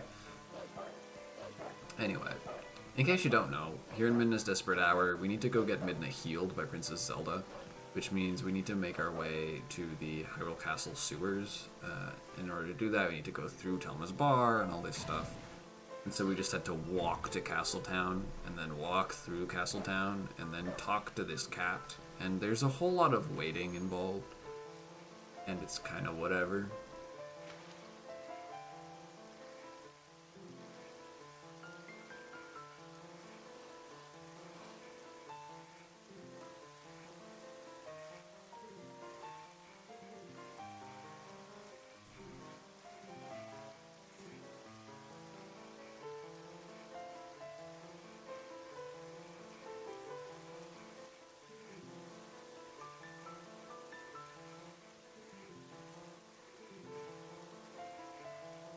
There is a glitch in that cutscene where if you B attack at the perfect point while moving up the stairs, it's possible to get the camera to freak out a little bit and skip some of the shots that it's supposed to take during that cutscene with Louise. It's slightly faster. It's called Louise glitch, but it's also quite precise and difficult, and I don't really know how to do it. You'll have noted that I did try and B attack up the stairs at the start there, just to see if I happened to get it, but since I don't know how to do it, I didn't get it. It's cool though. I recommend you look it up. This is our first Poe. This is the only normal Poe we're ever gonna kill. I'm just gonna jump attack, spin attack, and then Fungstoß. And that'll be that. We are going to have to kill 3 more Poes this run, but only 3. You might think we'd need to kill at least 4 more to make it through Arbiter's Grounds, but it's actually much the same as with the Mirror Shards and the Fused Shadows, where the game doesn't check for all of them. In the case of the Poes in Arbiter's Grounds, it only checks for numbers 2, 3, and 4, not 1, and so we're not going to be killing Poe 1 ever, because there's no reason to. It would just waste time. We do need to kill the Poe here in Giovanni's room, because, yeah, he's just in the way. You can't progress until you kill him, so it goes. This is the least burnable spiderweb in the game. I swear, I will never understand this spiderweb. You touch fire directly to it, and it just doesn't work. Another instant climb there, very nice. Excuse me. And we just burned this spiderweb by transforming into human. That wouldn't have been any faster for the other one, but it is faster for this one, since trying to carry the fire all the way over to the second one kind of takes a while, and involves this puzzle where you're supposed to light torches and relight your stick and all this stuff. And just transforming human is way faster. This brings us back to the sewer tower where we were all the way at the start of the run. This time there's a bunch of Bulblins, and we don't have access to Midna jumps anymore. So we're just gonna have to go across the ropes and also take care of this Bulblin archer because he would never let us across otherwise. I can use the Bulblins that are now here to actually do a couple long jump attacks off the ropes to make it up to some of these staircases a little bit quicker. I don't go for all of those jump attacks in every place where you could, because some of them are finicky and dangerous, but I do the easy ones.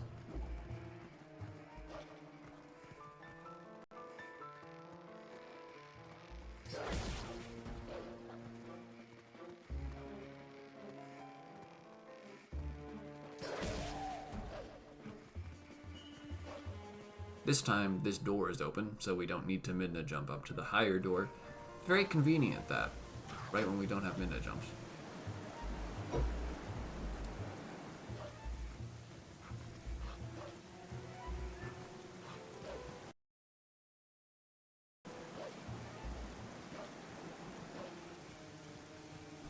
You'll have to excuse my video player freaking out a little bit on occasion. The way I'm recording this is just playing the VOD back and then commentating over it. That way I don't need to re-render the whole thing later, which is important because my computer is very slow. This is a long run and I'm under some time pressure. I don't have the time to re-render the whole thing. So apologies for like the occasional pop-up of the UI and that sort of thing.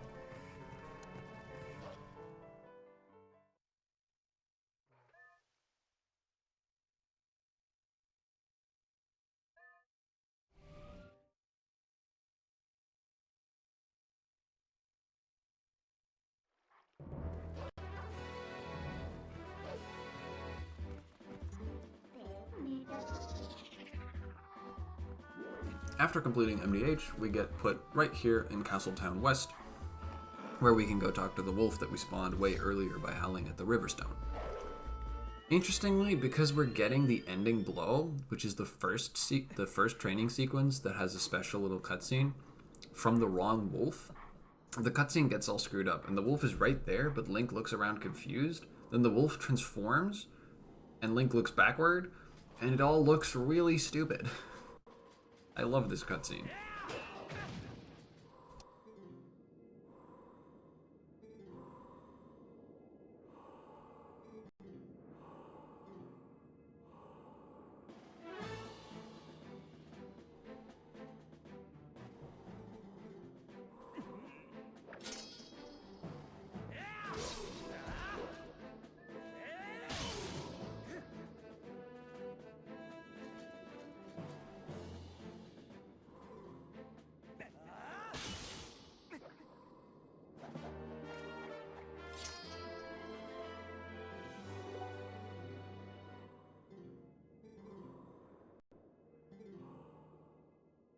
Having completed the ending blow ending blow tutorial, the game is going to spawn us back in Farron, where it was supposed to the first time. Since ending blow is very much supposed to come from that wolf, and that wolf is the only one that you can't just sort of spawn out of a howling stone, it's not integrated into the sort of flexible system of getting whichever is the next upgrade from whichever wolf that the other wolves are. And so getting the ending blow from the wrong wolf results in getting warped to Farron, where the normal wolf would be, whereas getting any of the other skills from any of the wolves doesn't change anything. It just puts you right back where you were with the wolf that you were talking to in that case. So that's funny. We don't actually want to be in Farron, though, so we just immediately warped to Lake Hylia to go talk to Oru to get the memo that lets us get into the desert. This is a long and boring sequence of just a lot of running around for a hot minute here, so I'm going to take that time to rest my voice.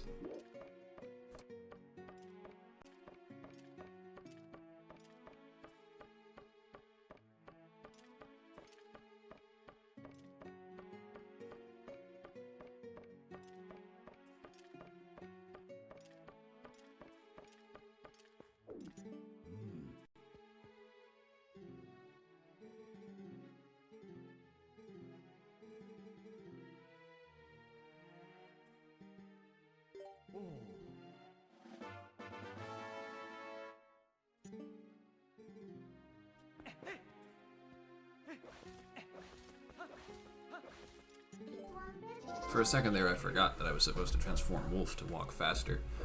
It's a bit unfortunate.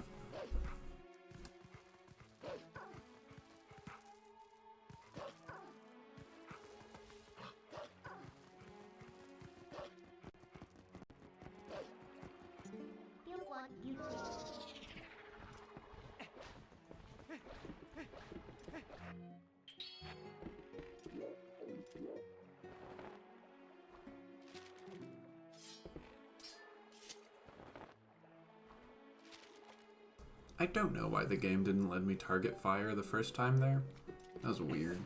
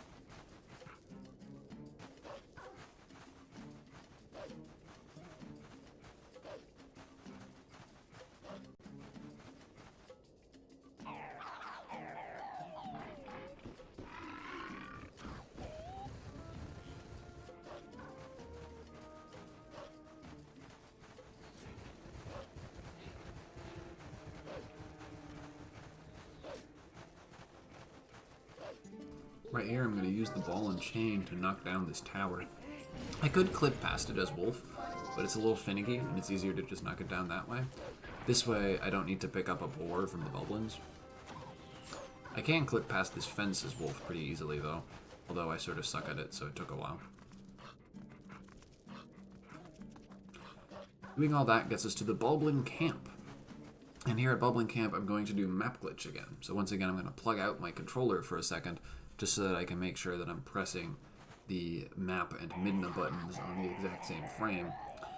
And then when I do, I'm going to warp to Snow Peak, quote unquote, or warp to Lake, however the case may be, sure, and then transform human.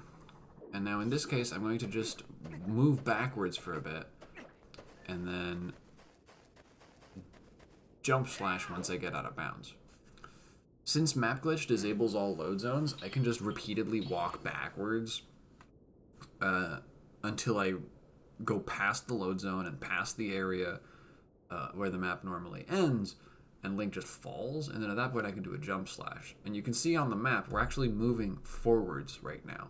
Since there's no void plane, I'm never going to void out. I'll just keep falling down forever, but we are moving slowly forwards into these cutscenes here, into the KB3 fight, which at that point we just get warped back up right into the fight, and we can fight KB3. That was terrifying. Luckily, I was at 4 hearts. If I had died there, I would have crashed my game, and we would have had to go back to the last save, which was quite a while ago. So, or not crash my game, but soft lock my game, which would have been bad. So I'm glad that I had enough hearts to tank that attack, and sad that I got hit by it. Having dispatched KB3, that is all that stands between us and going into Arbiter's Grounds, which will be our next dungeon. And actually a dungeon that we are going to, for the first time, just sort of go into and then complete immediately, like you're supposed to. That's not to say we're going to do it in any kind of an intentional way, though. We are going to break Arbiter's Grounds wide open. In fact, it is one of the more sequence-broken dungeons in this game, or in this category at least, outside of maybe Lake Bed. Although all of the dungeons that we do are pretty heavily broken, but least so the last few. Palace of Twilight and Hyrule Castle are pretty much just the way that you would normally do them, just fast. No, but Arbiter's Grounds is going to be quite the opposite of that. Like I was alluding to before, we're not going to need to collect the first Poe, so we're just going to ignore that one.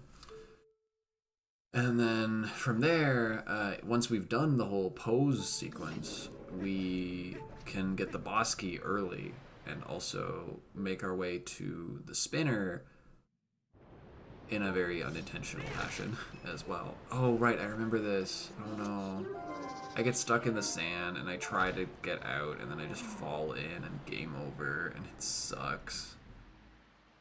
Map glitch got disabled by the load zone that brought us to Arbiter's Grounds in the first place, so luckily we don't soft lock here, but it still sucks.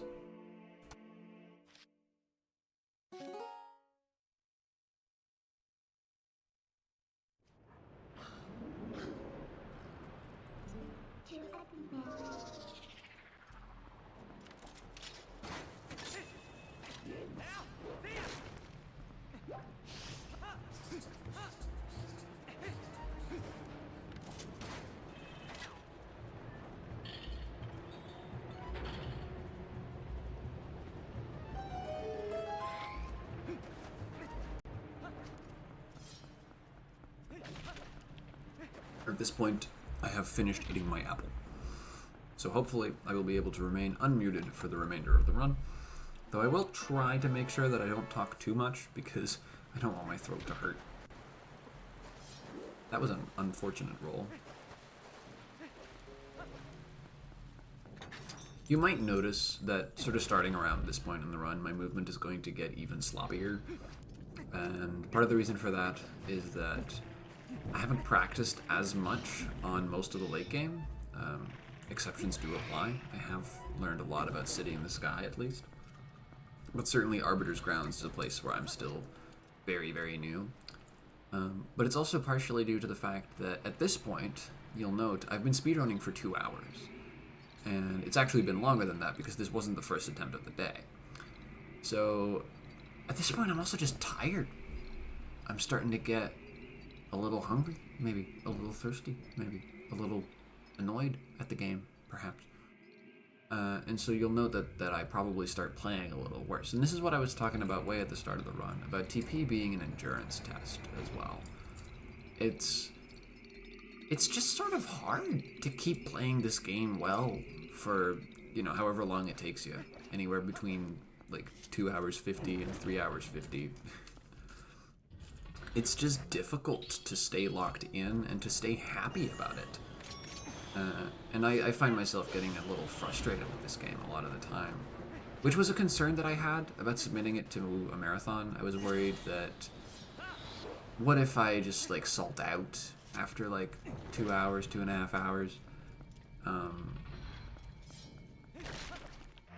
But I don't think I will. I don't know, I guess it's still a mild concern, but I don't think I will. As long as I make sure that I have a meal beforehand, I can definitely go for this long.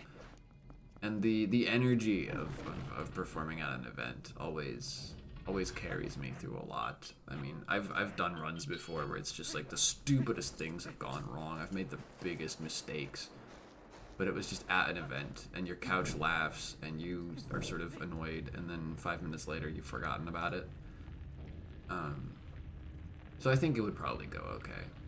But I'd be lying if I said it wasn't a mild concern, because TP can be very frustrating, in part just because it's so long, but also because that is just kind of how the game is.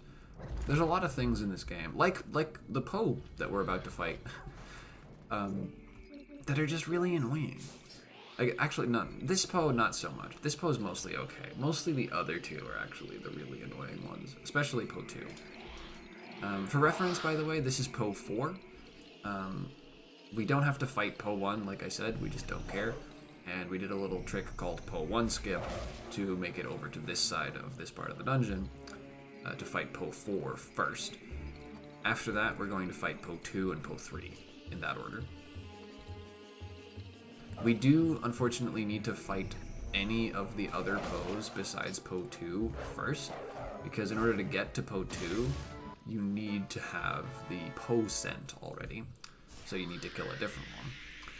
And in order to get to Poe 3, you need a key, which is right around the same area as Poe 2. So, in fact, you need to do something else before Poe 3 as well, meaning that you need to do either Poe 1 or Poe 4 first. So if we don't want to do Poe 1 at all, then we want to do Poe 4 first, which is a little unfortunate because it means we're going to have to do just the slightest bit of backtracking later.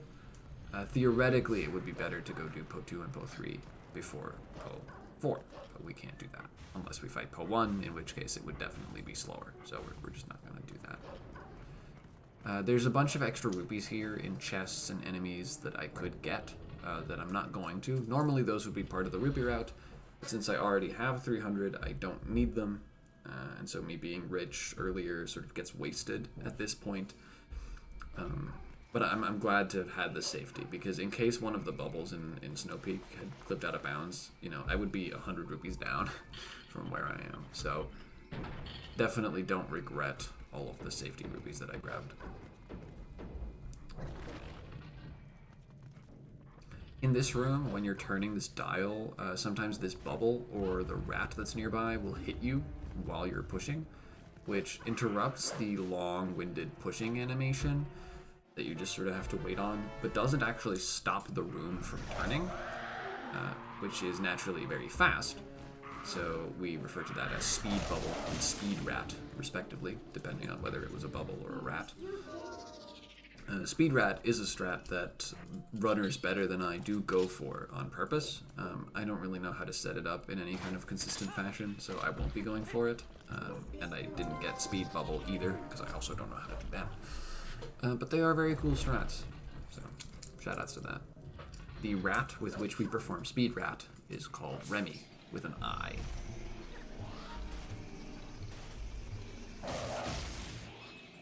This is Poe 2. He's easily my least favorite of the three Poes, because he has these bubble friends, and trying to midna charge him gets really messy really quickly because of the bubbles being in the way. It just sucks.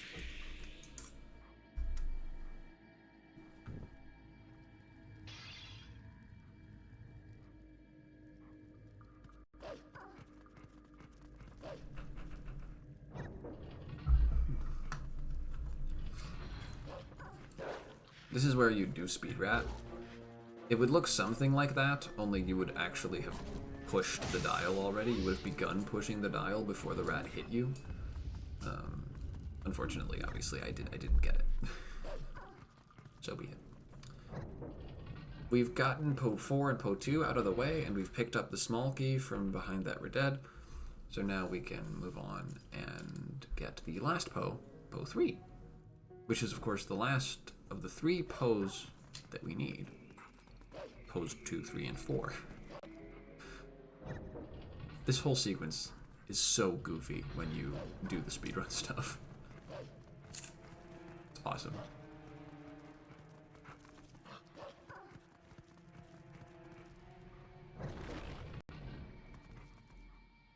We're going to use this small key on a locked door where the lock is on the other side.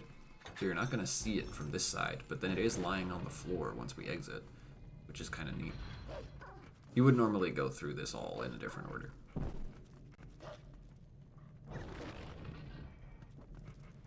Right here, this Redead is just fully in the way, so we're going to have to kill it. But I'm going to let my Midna charge target some Stalkin first, so that I will repeatedly Midna charge attack around a whole bunch, allowing me to hit the Redead twice off of a single quote-unquote Midna charge, which is faster than not doing that naturally. Unfortunately, the Stalkin are really in my way, so we're just going to do a Midna charge to clear them out before we can fight Po 3 properly. But on the way, we did manage to get a hit in on Po 3, so it's not all that slow in the end. All these are rupees that I don't need. What a shame. I was a little disoriented there. Didn't fully know where to go for a second. Camera angle was highly unusual because of the Stalkin that were messing everything up.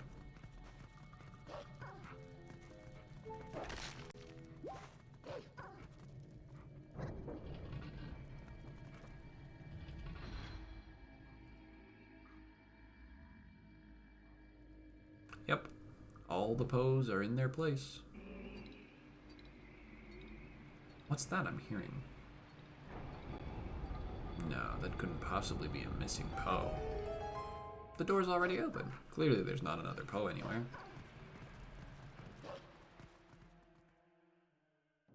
The second half of Arbiter's Grounds revolves around the spinner. You're supposed to make your way through a bunch of rooms in basically the opposite order that we're going to do them, but by sort of pushing yourself past that wall that I just did in the sand there, just by repeatedly attacking as Wolf. There's nothing to it, it's really easy. We can get the boss key immediately and then make our way through the rest of these sections backwards, which is a much faster way to get to the spinner. Then after that, you would normally use the spinner to make your way back through in a different way to get to the boss, and also collect like a heart piece on the way. But we're not going to do that either, because just simply save warping back to the start of the dungeon is a much faster way to get to the boss. So that's what we're going to do. First, we do have to make our way to the spinner, though. Transforming Wolf here, just to, again, get through some sand. These repeated B attacks are a godsend, honestly, for this dungeon. Then I'm going to transform Human again, since we need to fight some Stalfos. The fastest way to do this is with bombs, but I'm just going to use the ball and chain since it's much easier, and I actually kind of want to save my bombs for later, just in case I need them. I probably won't, but I might. I then bonked in the cutscene. I didn't mean to, but it's what I did. I meant to just roll onto dry land there, but I got stuck in the quicksand and hit the wall. Not quite what was planned. These beetles weigh you down if they latch onto you, but you can roll or spin to get them off. Luckily, they didn't really manage to grab hold of me in the first place, which is the fastest way to get past there. That brings us to the Death Sword mini-boss. This is one of my personal favorites. It always has been. It's just such a sick design. It's this ghost where you have to transform between Human and Wolf to fight it, and it's held back by these little ropes, and when you cut one of them, the ghost breaks free, and it's this whole super cool thing. When he dies, he turns into a bunch of beetles. It's so awesome. There is a way to skip this mini-boss, or at least the second phase of it, but I'm not going to do that. It's only a little bit faster, and it is very, very difficult. Good runners do it, and I recommend you go check it out, Death Sword Skip. It's very cool, but it's certainly not worth it, like, for me, at my level, at a marathon. Definitely not, but not even really at all. So instead, I'm just going to repeatedly hit him with the sword. Unfortunately, I accidentally finished a combo at the end there, which means he flies away, and you have to stun him again. That takes a little bit of time there. He was very, very close to dying, 1 slash away, but I wasn't supposed to finish a combo. As long as you just never finish a combo, he won't fly away for the most part, and so you can just kind of keep hitting him until he dies. So it's very easy to one-cycle Death Sword, but I unfortunately messed it up there.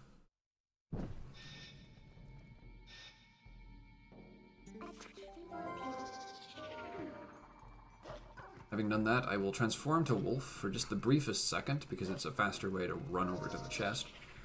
And then we'll get the spinner.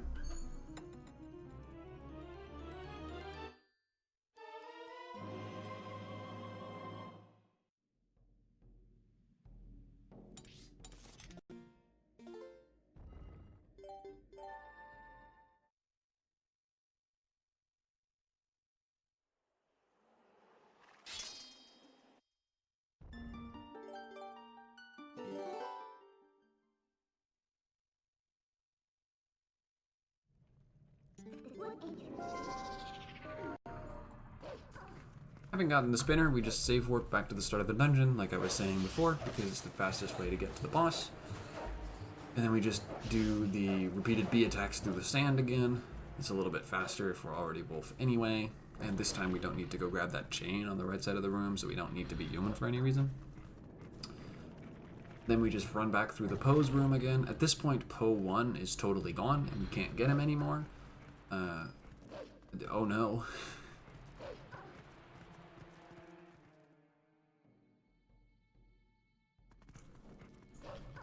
And then we can use the spinner here on this spinner socket to unlock the way to the boss of this dungeon, Stalwart.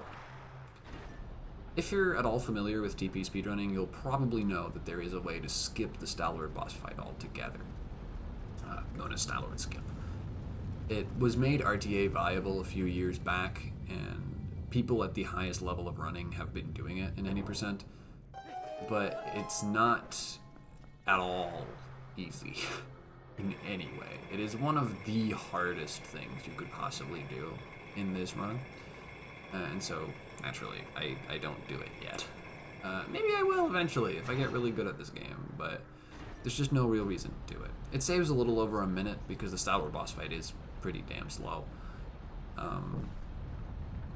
But, like, I mean, it's just not a priority right now. It's cool, though. It involves a glitch called claw shot actor displacement, where you can just move some stuff around, specifically one of the stall troops that Stallard summons, and then use that plus a bomb boost to clip yourself out of bounds. It's a whole thing. But it allows you to clip out of bounds and then walk to the load zone that leads out of the boss, which sort of uniquely, like Morpheal in a way, Stallard has an exit in the boss arena that's just always there that you can actually reach, theoretically, if you do this whole convoluted trick. It's quite cool. However, we are just going to fight Stallard. So, phase 1 of Stallard, you have to play pinball. He summons Stall troops that are in the way, his hands are in the way, and there's these spike traps on the rim that you also have to avoid. But you just have to hit his spine with the spinner 3 times. On yesterday's run, I did not do a great job of this. It got real messy. The camera in this fight is awful. Stallard is awful. His friends are awful. The whole thing is awful. I don't like Stallard 1. It's not a fun boss to fight. I believe I'm gonna get stuck on his elbow here in a minute. Hang on. Yep, there it is. If his elbow wasn't there, I could have bounced back into the spine. Well. That was the camera. I didn't know where to go, couldn't quite see. Just a whole bunch of spaghetti gameplay right here. Once again, the elbow getting in my way. You just sadly spin her off into the corner. Stallard, my despised. Alright. There we go. We made it.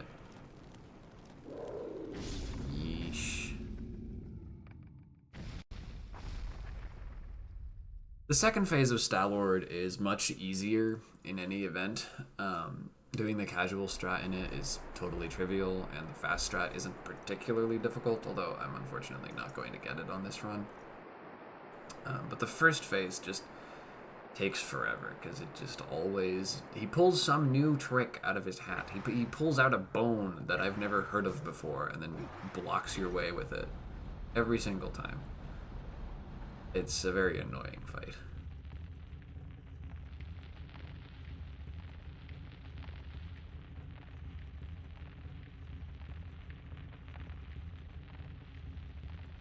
The reason we need to beat Arbiter's Grounds in the first place is because we need to be able to get to the Mirror Chamber in order to eventually get to Palace of Twilight.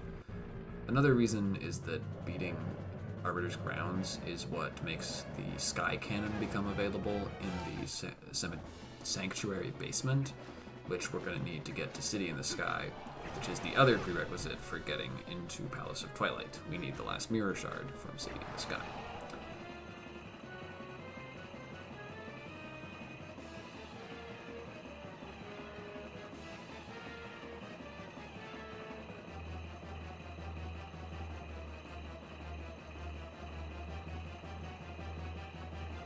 There is an early knockdown here, which I tried to get, where if you time everything correctly, you can actually hit Stalwart while you're still basically down on the ground, and he falls down immediately, and it's very fast and convenient. I didn't get that, so we had to just run all the way up the spire with the spinner and just sort of wait for a long while. All of this is not particularly fast.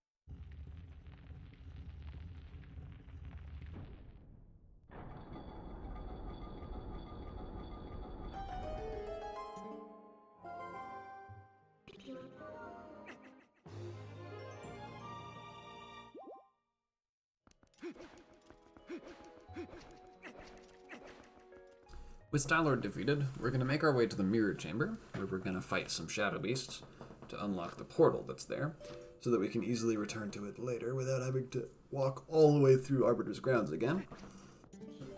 And then once we've got that portal, we are going to leave and warp to Kakariko Village to go get the Sky Cannon, like I was talking about before. At this point, that is to say, after getting through the desert, the game sort of becomes a bit of a dungeon rush. We do Arbiter's Grounds, then we get the Sky Cannon to get to City in the Sky. We do City in the Sky, then now we have the Mirror Shard, so we can go to Palace of Twilight. We do Palace of Twilight, now we can get into Hyrule Castle, and we go do that. Basically with no more little detours or trips to get items or anything like that in between. It's basically just these 4 dungeons, more or less back to back.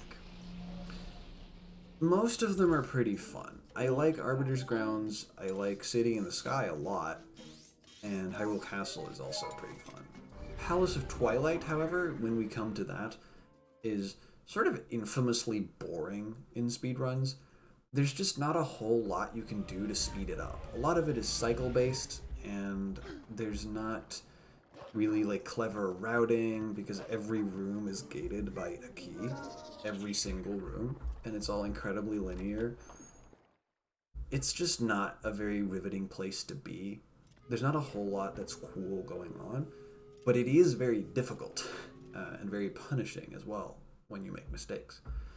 So Palace of Twilight, not my favorite place. It usually gets me a little upset, I'll be honest. But that's true for many people. Palace of Twilight just sort of sucks. Right here, in order to actually get the Sky Cannon, we need to clip past this owl statue, because we don't have the Dominion Rod, so we can't move the statue. Now there's a particular setup I'm trying to do. It's going to take me a little while to get, because I sort of forgot how to do it. But I'm trying to basically put Link in such a place that if I transform into Wolf, instead of getting pushed by the wall, he's going to just go right between the wall and the owl statue. It's a little tricky, though.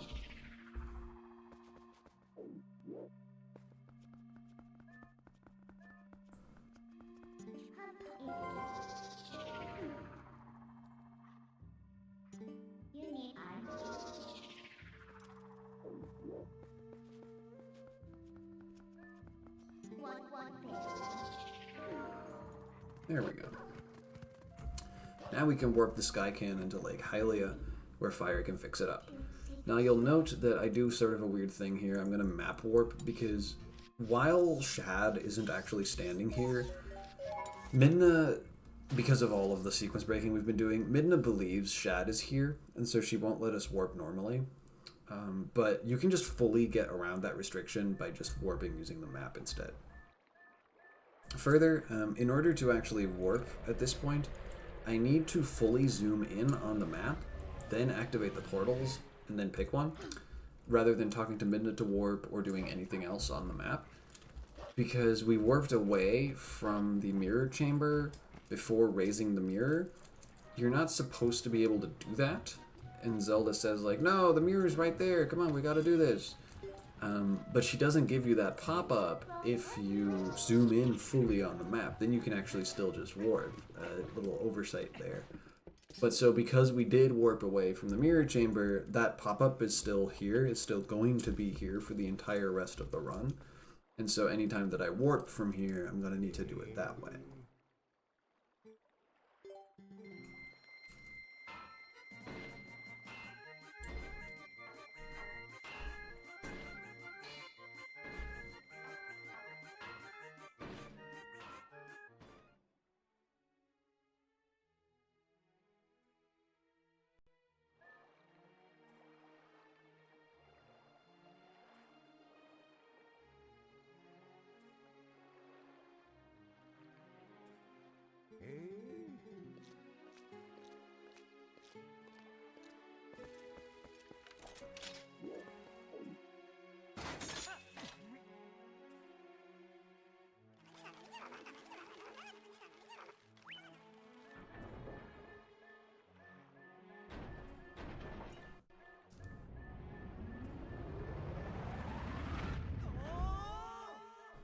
And that gets us into City in the Sky.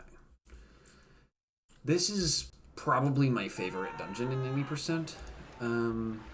It's either this or Lake Bed. Obviously, there's not a whole lot of competition, but I think it is City in the Sky. There's a lot of really cool stuff in here, and I just love City in the Sky from like a casual player perspective as well. I think this is a really cool and fun dungeon. And the background music of City in the Sky is probably one of my favorite tracks from this game. I have a real soft spot for this place.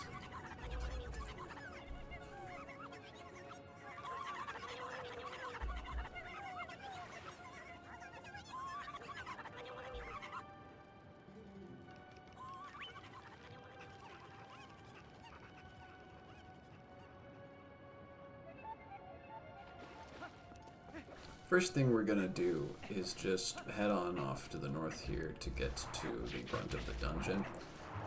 And most of this dungeon is going to revolve around the claw shot, since, you know, the dungeon item is a second claw shot and everything. That's sort of the whole gimmick. But in a glitched speedrun, we're also going to make lots of use of the boomerang. We're going to use the boomerang to do long jump attacks over gaps like right here. Fortunately, I messed it up such that I bounced back down into the void, but I just get to try again. It's mostly fine. We're going to do a second one right here, and then I'm going to do a trick called fan skip. This is not a difficult trick. I'm just going to transform Wolf and then open the door. That's really all there is to it. I just have to make a little sure that I'm not getting too close to the door, and I'm making a safety save just in case, because if I do mess this up, it loses over 5 minutes. Then I'm going to very slowly walk to the door. I'm being more careful than I need to, much more careful than I need to, but it's still nice. Just being very safe there is a good idea. So I double checked to make sure that the fan wasn't moving. The reason that works is because the cutscene trigger that makes the fan start moving is relatively close to the door, and Wolf Link activates cutscene triggers with his hind legs, not his front legs, or at least with a hitbox close to his hind legs, meaning that if you open the door as Wolf Link, you can actually keep away from the cutscene trigger while getting close enough to open the door, which Human Link can't do.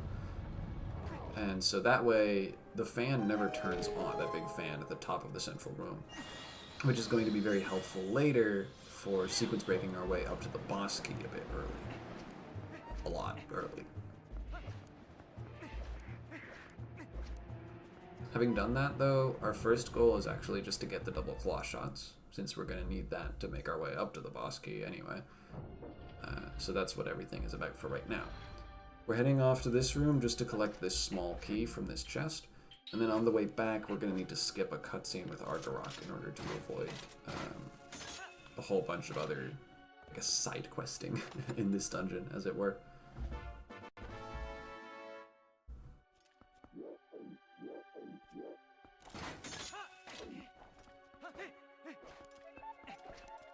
The way that we're going to avoid that cutscene is by jumping onto the banister on the side of the bridge, and then jumping from there onto the sort of guardrails of the little stairs at the end of the bridge, and then jumping down properly from there.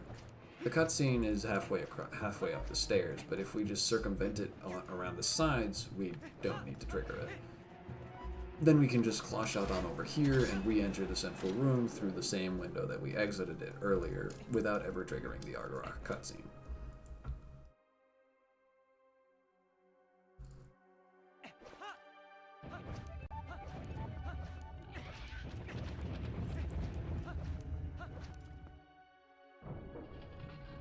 Having done that, we can take our small key over to the east wing here, where we're going to use the spinner to raise a second bridge, much like the first, and then use the small key to actually get into that east part of the dungeon where we can make our way to where the double claw shots are. Or I guess where the second claw shot is.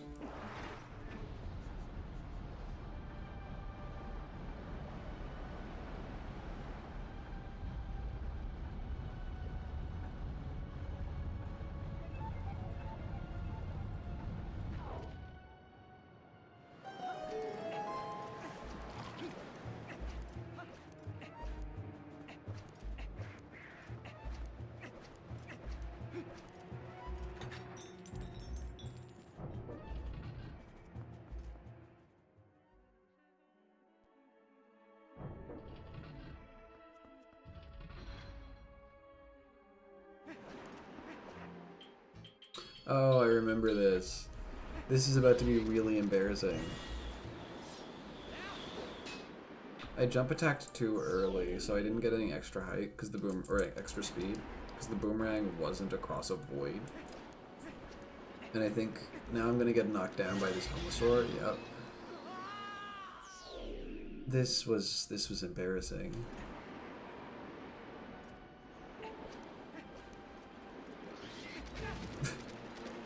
Not again.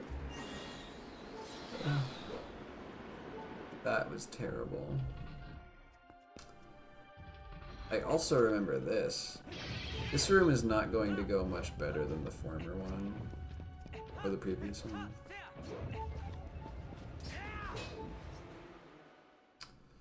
Void out and die. So right there, I tried to get a long jump attack off the tile worm. And I mean, I got it, but it just wasn't quite in the right place, so I ended up bonking and falling back instead of actually landing on the floor. I believe I'm going to make the same mistake again, actually.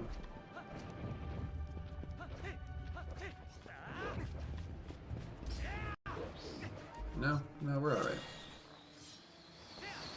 I did make that mistake again, though.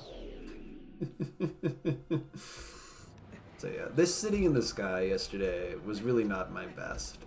It gets a little better after this, but it still just wasn't pretty. So it goes. TP is a hard game. Basically everything you ever do in this game is just difficult when you're speedrunning it. It's like, the actual big tricks are like a big deal. They're all hard and they're all crazy, but like, just sort of playing Twilight Princess is a lot harder than you might like it to be. So, there's a lot of these little things like that. We're just like, well, guess I fell in that hole. That just sort of happens. It's a difficult game to... I guess the way to put it would be it's got a really high skill floor, right? You gotta be pretty good at TP to be any good at TP.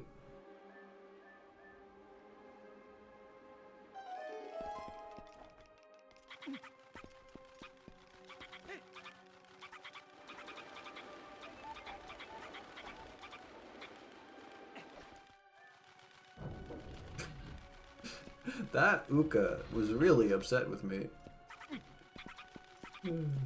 I do love the Yuka. It's a brilliant mechanic, honestly. Just taking the chicken jumping and just making it a dungeon mechanic. Really awesome. Right here, I'm going to line this up such that I can jump on over to this far ledge without needing to activate these extra fans. Saves a good bit of time there. Very nice. I'm also using the iron boots to fall and control my descent with the birds. Very helpful. I'm going to use that here to, with this chicken, just jump straight down to where the Araphos are, rather than needing to make my way through that room in any sort of long, complicated way.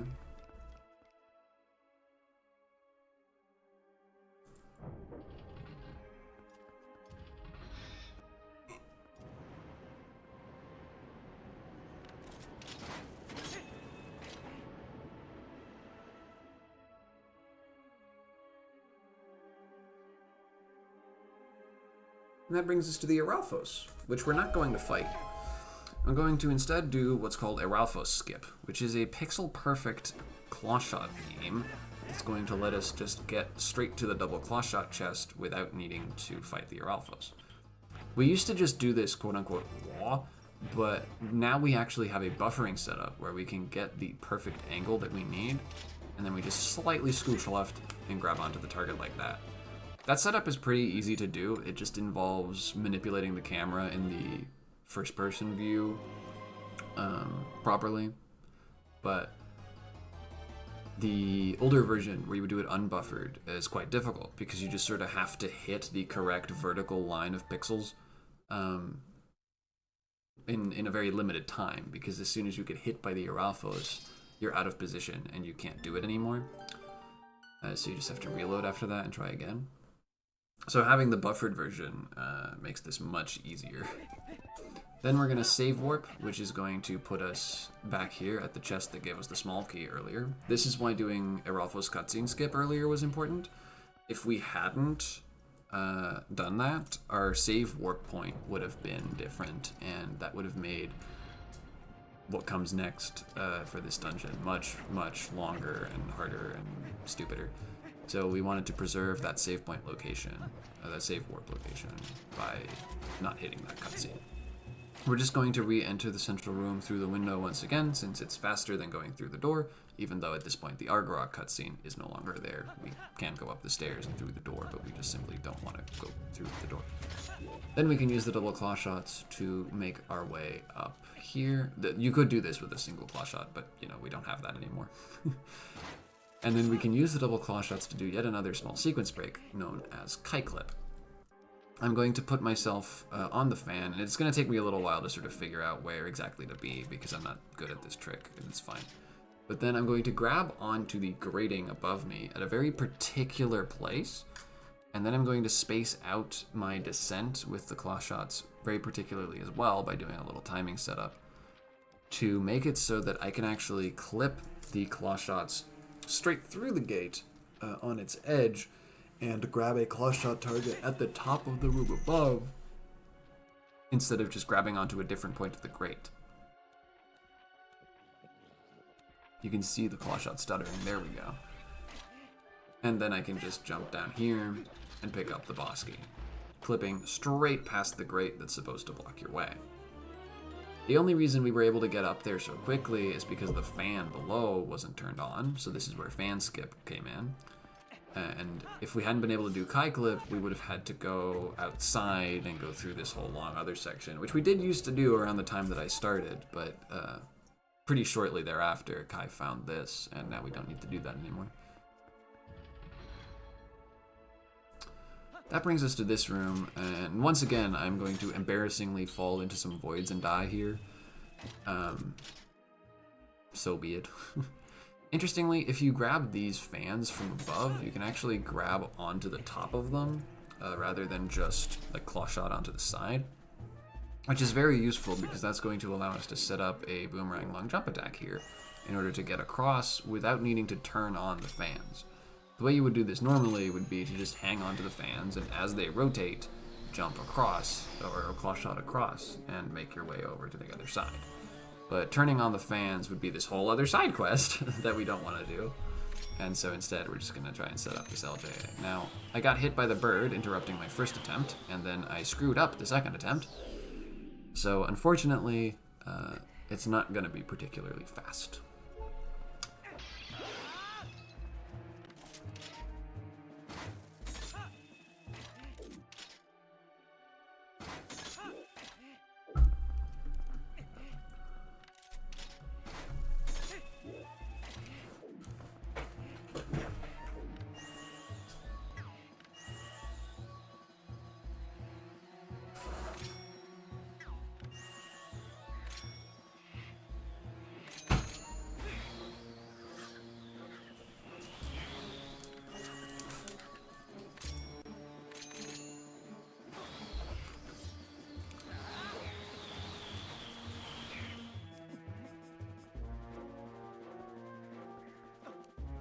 Right here I'm trying to figure out if there's a way that I can set this up to still work, but I just give up after a little bit.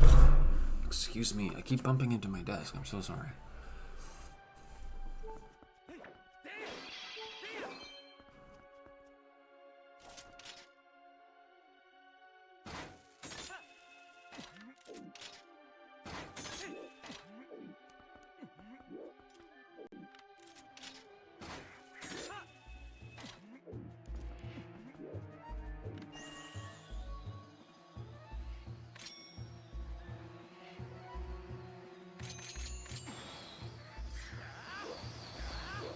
There we go.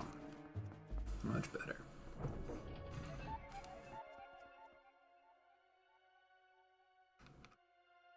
You'll have to excuse me if I sound a little bit weird. I went and I grabbed a cough drop because I'm finding that my throat is starting to hurt a little bit. Up here in Fan Tower, the whole gimmick here is you have to turn on these sets of fans and then shoot across as they rotate, and it's this sort of whole slow cycle-based thing. There are ways to speed it up a little bit, though. If you just cleverly grab onto the fans in a way that you're not necessarily intended to, you can actually skip some cycles of waiting. I missed that first one. The first one's particularly tight, but I think I will get the last.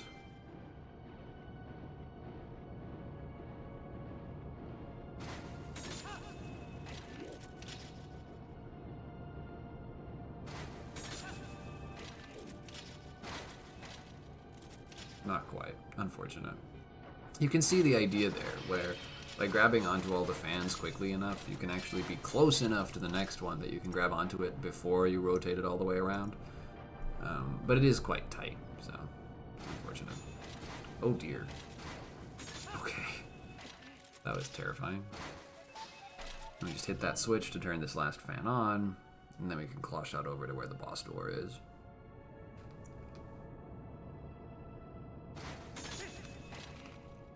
I will pick up some extra hearts from these pots, just because I feel a little nervous. The Argarok boss fight doesn't usually really deal damage to you, but it's still best to make sure, I think.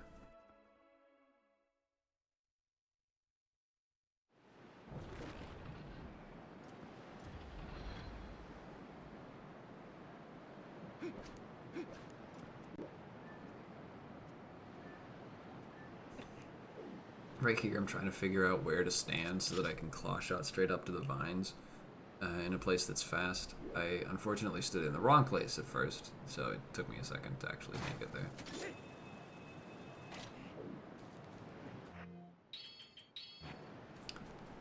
The Argarok boss fight is pretty slow no matter what you do. You just have to wait around a long time in any event. But there are plenty of ways to make it faster, and I will be doing them. Though I think I did fail one of the quick cycles.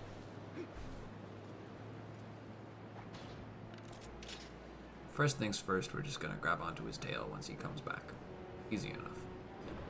After he's fallen down, I'm then going to try and claw shot up high enough on one of the pillars that I can actually grab onto his tail again really quickly before he leaves. So that he won't go all the way up and fly around and waste a bunch of time. Unfortunately, on this run, I didn't quite get that because I went way too low on the pillar. You're supposed to go about halfway up the first panel, and I obviously didn't do that. So I just have to claw shot my way up the pillars instead and make it up sort of to where he's going to be later. Because that's the way this boss fight works. You just wait. You just go where you're supposed to go and then wait. I don't really like Argorok. I love City in the Sky as a dungeon, but I really hate Argorok. I think this is easily the worst boss fight in the game from like a casual perspective. It's just a bunch of waiting. You just don't have to do anything for the most part. Never really liked this fight. Again, though, in speedruns, there's plenty of ways to make it faster. And I failed that first one very unfortunately, but there's still a lot of fun stuff left to do, so that's fine. There's this long cutscene in the middle, but after that, I'm just going to jump off and void out because it's faster, which is always fun. After this cutscene, Argorok normally does a bunch of flying around, and it's kind of slow. But if you just throw yourself off, he'll just come back to the arena immediately, and it's totally fine.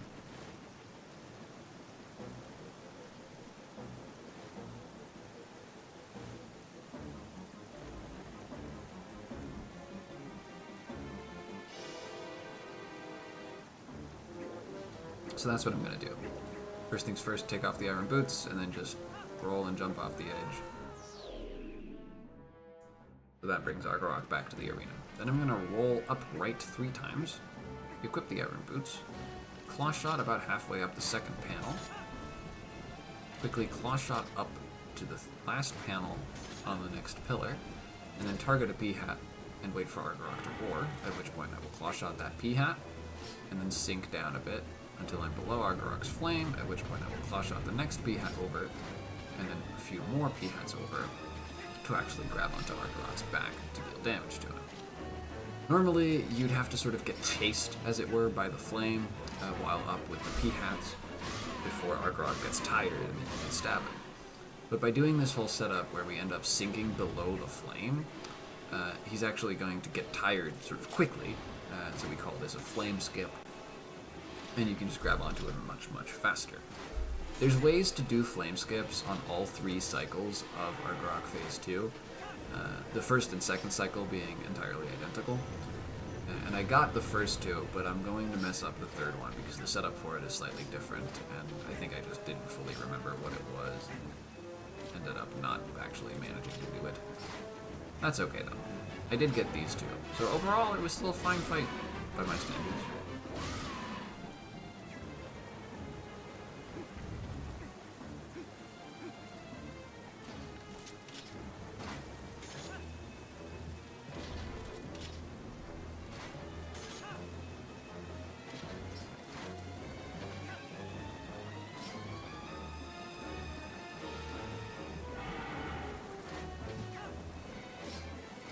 The way that you would do the flame skip on cycle 3 is different than it is on the first 2.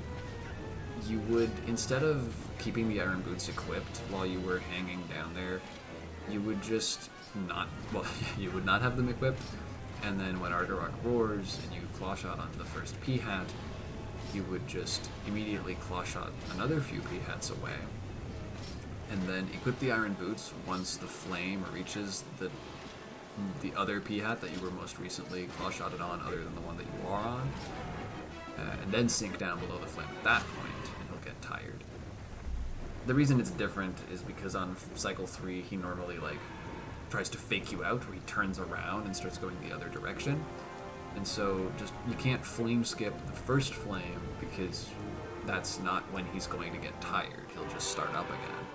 So you have to let the first flame run its course, and that's why we do this whole setup, and then flame skip, as it were, the second one. So it's also a little bit slower, but cycle 3 is just a bit slower than the first 2 in any event, so, you know, that's just how that is. Anyway, defeating Argorok slowly or quickly gets us the last mirror shard, the only mirror shard we'll ever collect, the only one we need. This is the only one that counts. I guess arguably we got the first mirror shard because you get that one for Arbiter's Grounds. We just never bothered to pick that one up. But we did actually complete Arbiter's Grounds. That one also doesn't matter though. It's just that we need to beat Arbiter's Grounds anyway to get to the mirror chamber in the first place.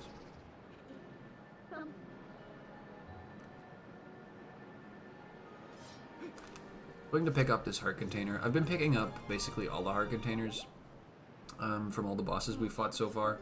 You don't need to do that. We don't really need the health for anything. There's hardly any damage boosting or anything like that in this game. Certainly not anymore after this, really.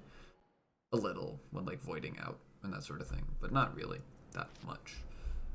But I just like to do it for safety, right? You know, you lose like 3 seconds to pick up a heart container, and then now maybe you don't die and lose 10 seconds later. It's like, when you're new to the game, very much worth doing.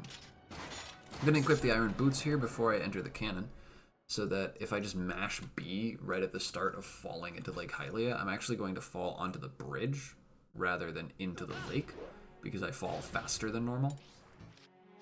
So then I can just warp to the Spiegelkammer without needing to swim to dry land first. So it's way faster to do it this way.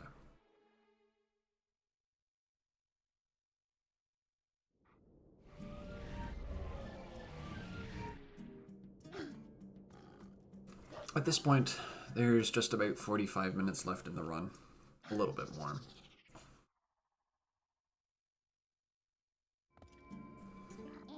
That cutscene forcibly transforms you into human, but we just want to be wolf here, so we immediately transform wolf again before entering Palace of Twilight.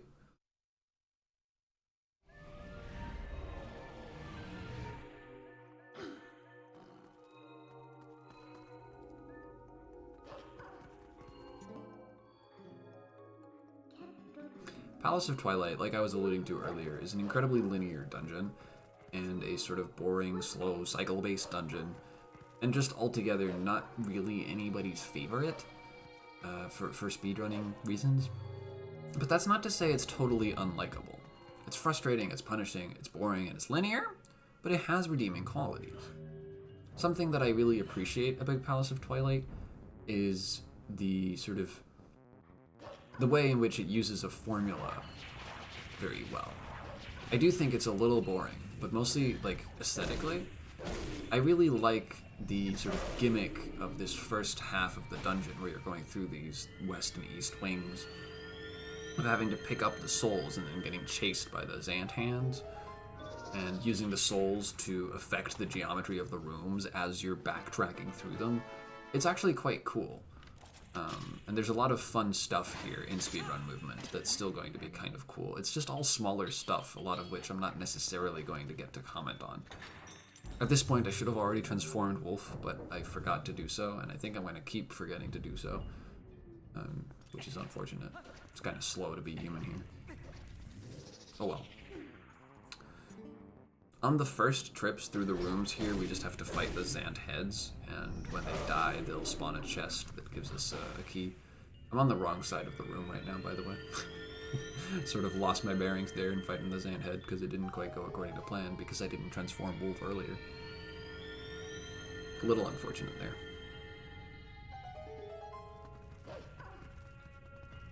I'm catching on though. There we go.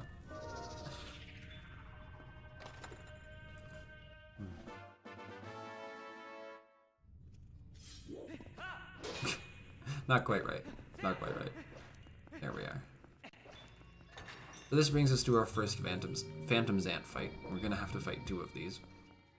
If you hit them too hard, they're going to start repeatedly warping around and you can't really catch them. So we're going to hit them with a very low amount of damage, but, you know, as high as possible, without them starting to do that. Unfortunately, I find the Phantom Zant fights to be weirdly difficult. I can't seem to get good quick spins when I'm fighting them, and so I'm usually going to end up getting a 4-cycle fight rather than a 3-cycle like I'm supposed to, which is a little unfortunate, but it doesn't lose that much time, so it's mostly fine. What does lose a bit of time, though, is the fact that this Zant head actually spawned the Babas. He got his spell off, which is not supposed to, which is mostly unfortunate because of sound. The way that you chase the Phantom Zants around is by listening to where their teleport noise comes from. But given that there's a bunch of Babas around everywhere making a bunch of noise, it's actually kind of difficult to track them. And so I had a bit of trouble there for a bit, which made this fight a little slower. I think on the second fight, I'm not going to make that mistake again. So having defeated this Phantom Zant, we can now pick up the soul from the Zant hand. and use that to make our way backwards, like I was saying. I think this is a really cool gimmick. There's a lot of cool things that they do with it, where it's just like you have to put the souls in the sockets to spawn the platforms, and the souls will activate the little light detectors and all this stuff, but you're being chased by the hand. It's cool. I do like this gimmick a lot. And the fact that the souls are claw-shottable means we get to do a lot of cool speedrun stuff. Like this L-slide. Just that tiny little bit of backwards movement as the soul was coming to me with the claw shot. You can just press L into direction while you're claw-shotting onto something that comes to you rather than you coming to it. And you'll do that tiny little off in some direction. It's not really any use anywhere outside of Palace, at least not for any percent. But it is very useful in Palace. It's just like a tiny little bit of extra movement that you get for free, which is really cool. And in fact, coming up here, there's an L-slide where if you do it properly, you can actually L-slide straight through a trigger that spawns some enemies, allowing you to avoid that trigger because you don't trigger triggers while you're L-sliding. Unfortunately, I didn't manage to do that, and so the squeebles here did spawn, which means I get my soul knocked out of my hands, and everything's a little bit slow, but oh well.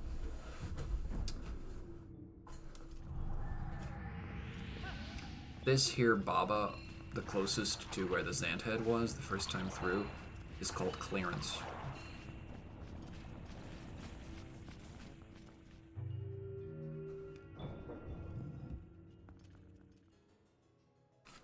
Right here, I'm going to mash A to try to frame perfectly throw the soul. There's a one-framer here between the two cutscenes.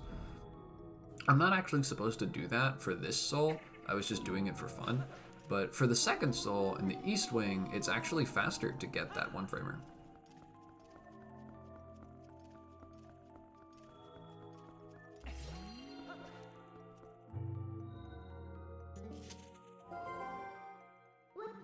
Right here, I'm going to use the boomerang to just long jump attack over this gap so I don't have to wait for the platform to get quite all the way over. It's a little bit faster.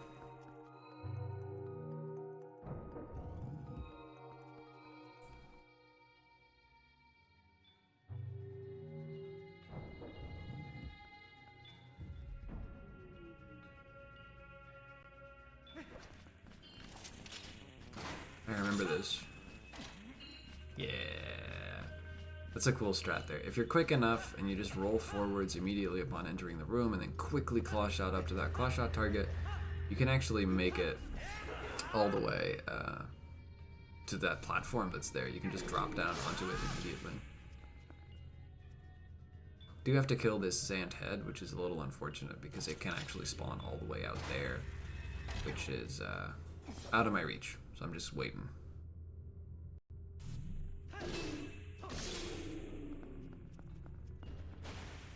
Link's leg is not having a good time.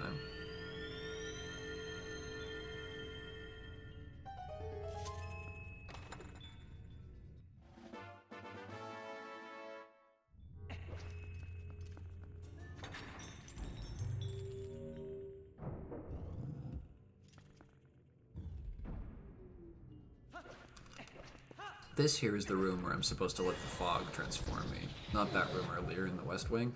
I got the two confused, which led to a bunch of trouble in fighting the Zant heads there. Not that I'm not having trouble here, but that's for other reasons.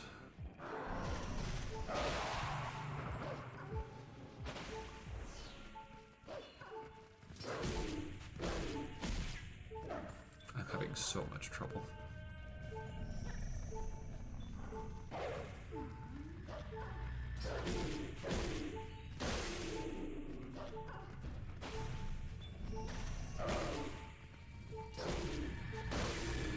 I just jump attacked over those two bullets while at half a heart of health. I should have definitely died for that, but it's cool that I didn't.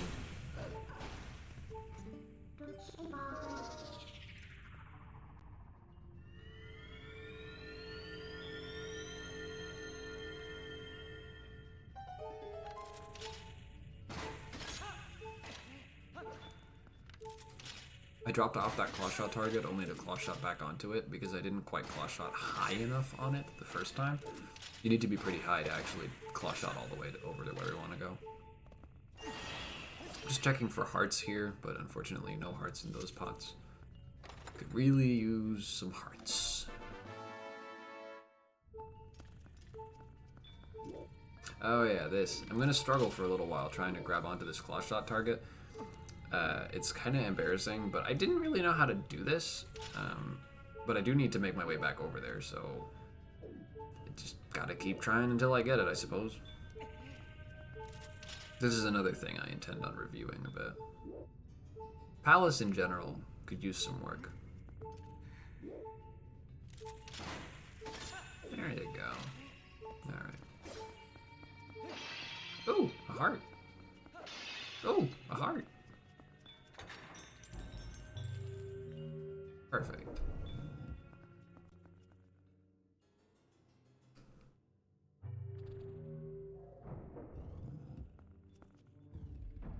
Second Zand fight, same as the first. Let's see if I can quick spin properly this time.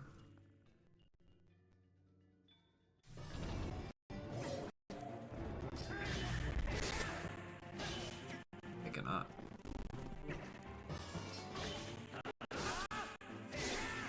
Okay. I did one cycle properly at least, but you do need to get them all in order to go for a 3 cycle, so I can't quite do that here. Still, that was a pretty clean 4 cycle at least. He didn't manage to get any of his spells off, and I didn't flounder around like an idiot. So, there. I learned my lesson. That's good. This second soul is going to give me a little more trouble than the first, but we will still be able to grab it.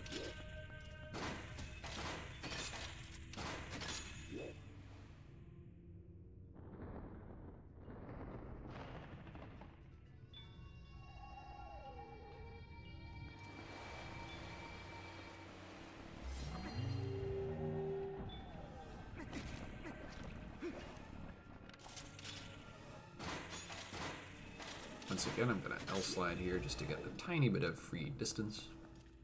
You may as well.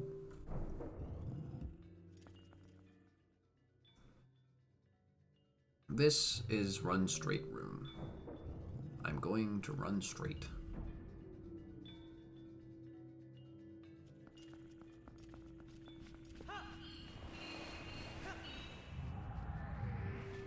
Glad I did that right.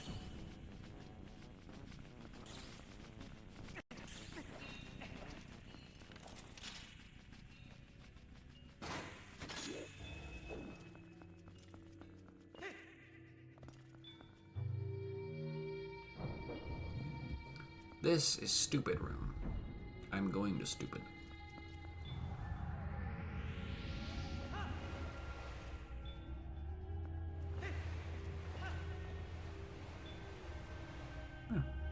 Actually wasn't stupid for once.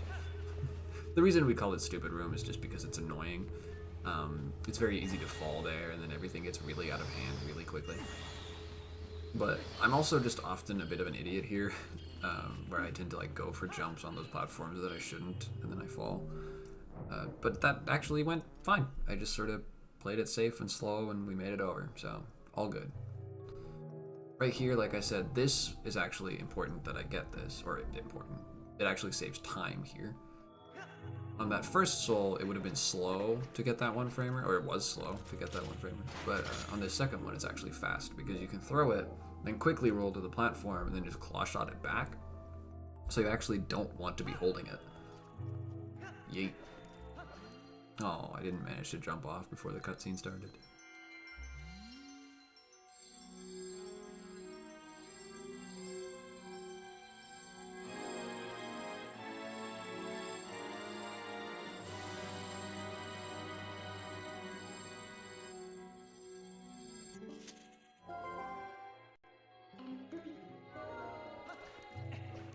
We now have the light sword, meaning we can activate those light detector switches ourselves, and also, the enemies inside Palace of Twilight will die instantly to a single touch from our sword.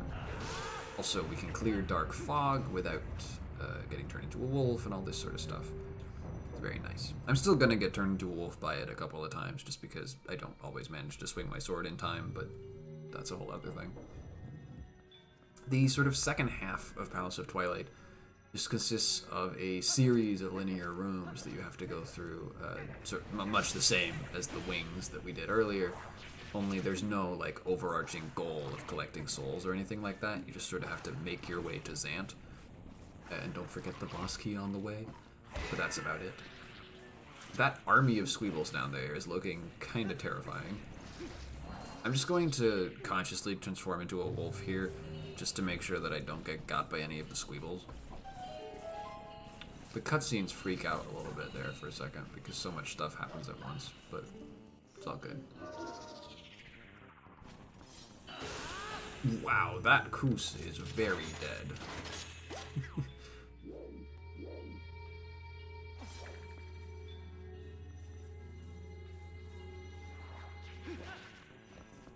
Right here, we do have to kill another group of Zant heads in order to get the key from this room. All the Zant heads are dead, but I just unfortunately triggered the platform on accident, so I'm going to need to hit those light switches again.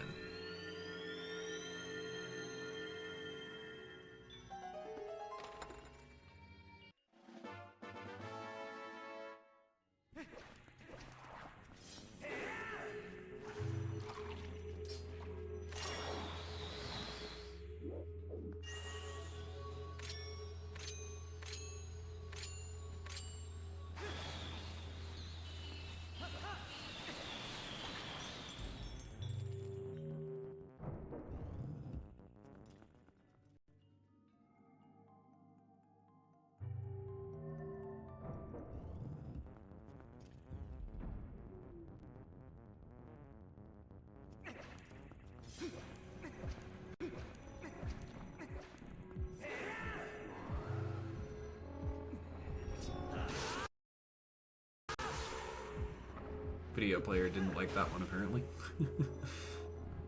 Right here in the outside room, we again have to dispatch a couple of Zant heads, but the one that makes sense to get first is the one that's all the way off on its own on this little island here. So we have to take this long platform ride over. There is a way to set up a boomerang long jump attack to get over this last little bit of it a little more quickly, but I don't know how to do it, and I'm told it's quite finicky and not really worth it, so I haven't bothered to learn. Having done that Zant head, we can just jump and void out to respawn back at the door. So now we can get the rest of them a little more easily. Fortunately, I think yeah, the other one's already teleported away, so I do need to wait for a second. There we go. And now there's another group here off to the left, this one, and then a handful more. There we go, okay. Now I can get the boss key in peace with nobody throwing any bullets at me, which is nice, but I do have to wait for this chest cutscene first. That has a small key in it, which we will also still need, hence why we needed to kill the Zant heads.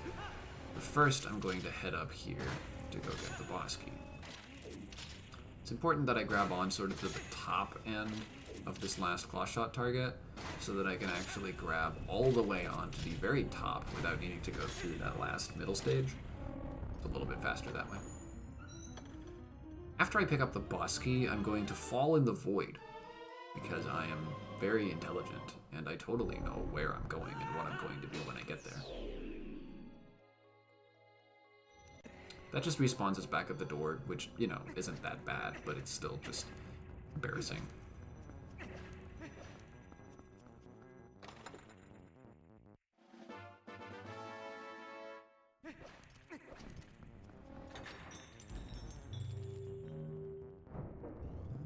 Only 2 more normal rooms in Palace of Twilight before we get to the boss. This first one is another long, towery room where we have to make our way up with a bunch of these floating light platforms. And this one's quite long and quite finicky sometimes. It's easy to accidentally fall off somewhere. It's happened many a time, but it's going to happen again, unfortunately. There. Actually defeating the Shadow Beast properly that time. Then we just activate this light platform. And then we wait. This is what I mean when I say Palace of Twilight is kind of boring, by the way. It's not that it's easy, it's just like, there's a lot of waiting. You just sort of have to sit with these platforms a lot of the time, and it's kind of whatever.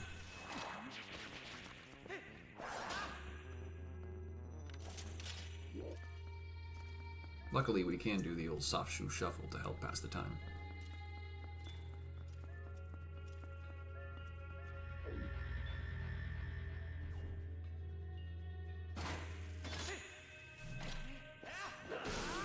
Now that Zant head is dead, I'm sure it's fine if I just fall down, right?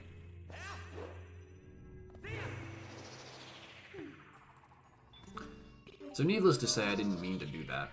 My depth perception is pretty awful, and I thought that I was directly above that platform that I wanted to get to. I was not. So yeah, we just fell back down. Now we have to do this again. Luckily, because of that Zant head being dead, I actually don't need to be on that side of the room anymore, which means I can actually take a slightly quicker route by just claw-shotting over to this other claw-shot target off of this platform while it's still close enough. There we go. That gets us up to the second Zant head without needing to go through that whole other sequence where the first one was, and having to wait a whole bunch more. So that's at least nice. It's a nice backup to be able to show off, because it's genuinely really cool. I wish we got to do that in the normal room strat, but because that Zant head is all the way on the other side over there, we just have to go over there anyway, so it doesn't make sense to do this strat unless you've killed that Zant head and then fallen back down again. Anyway, the last real room of Palace of Twilight is just a gauntlet of sorts where you just have to fight a bunch of shadow beasts, but because you have the light sword, that's pretty trivial, so it just mostly looks silly more than anything. Especially if you miss. Especially if you transform wolf because of the fog. That was an excellent pose that shadow beast just did. Arms to the sky. Praise the sun.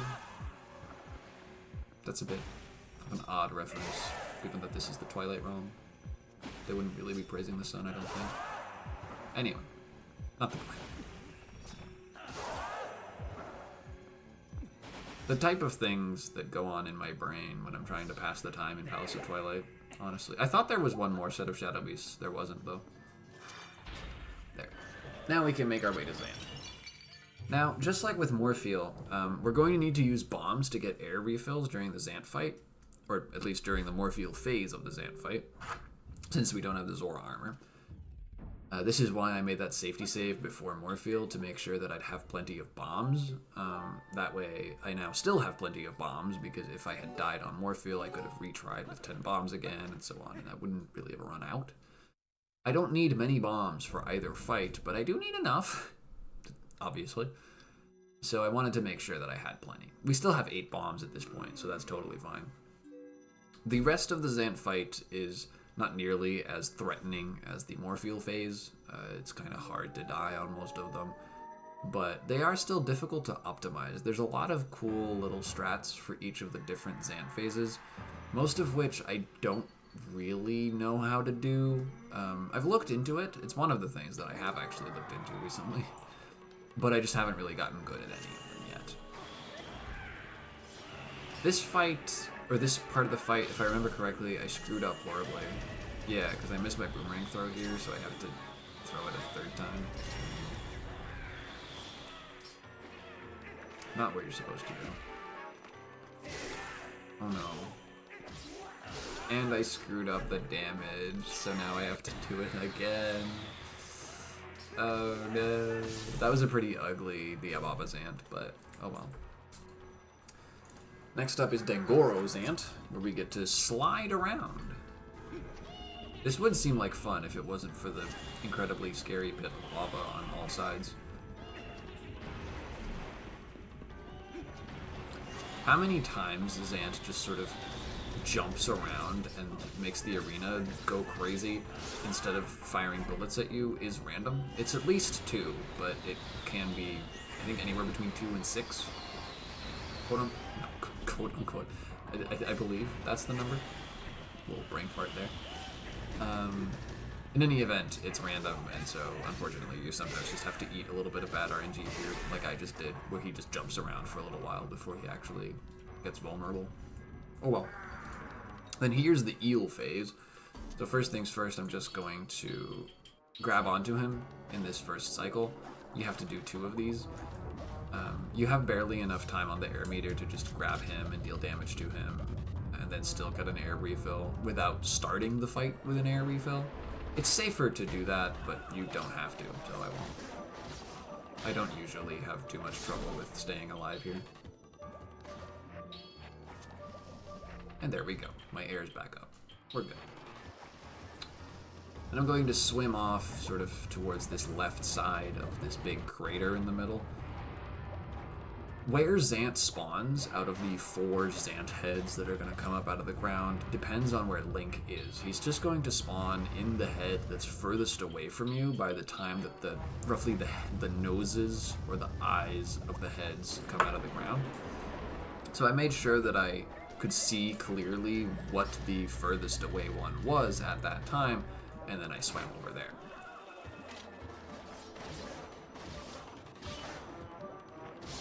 And that's the eel phase. We should be pretty much good from here. The rest of the Zant fight doesn't really threaten to kill me or anything.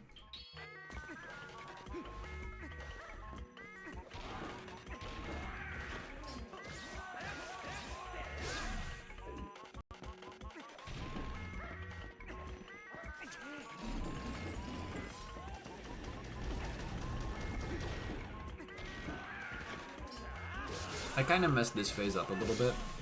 He always goes to the same place here, so if I had just used the ball and chain on the center totem when he teleported to it in the second cycle, rather than bonking into it, he would have just immediately fallen down and I could have started hitting him quickly.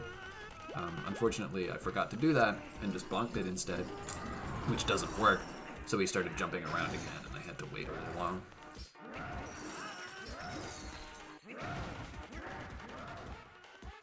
This phase, I really don't like.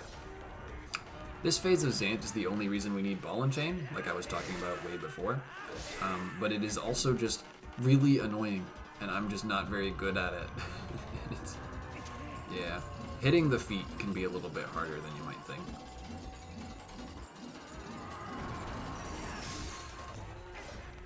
Hitting the small Zant can also be a little harder than you might think. Case in point.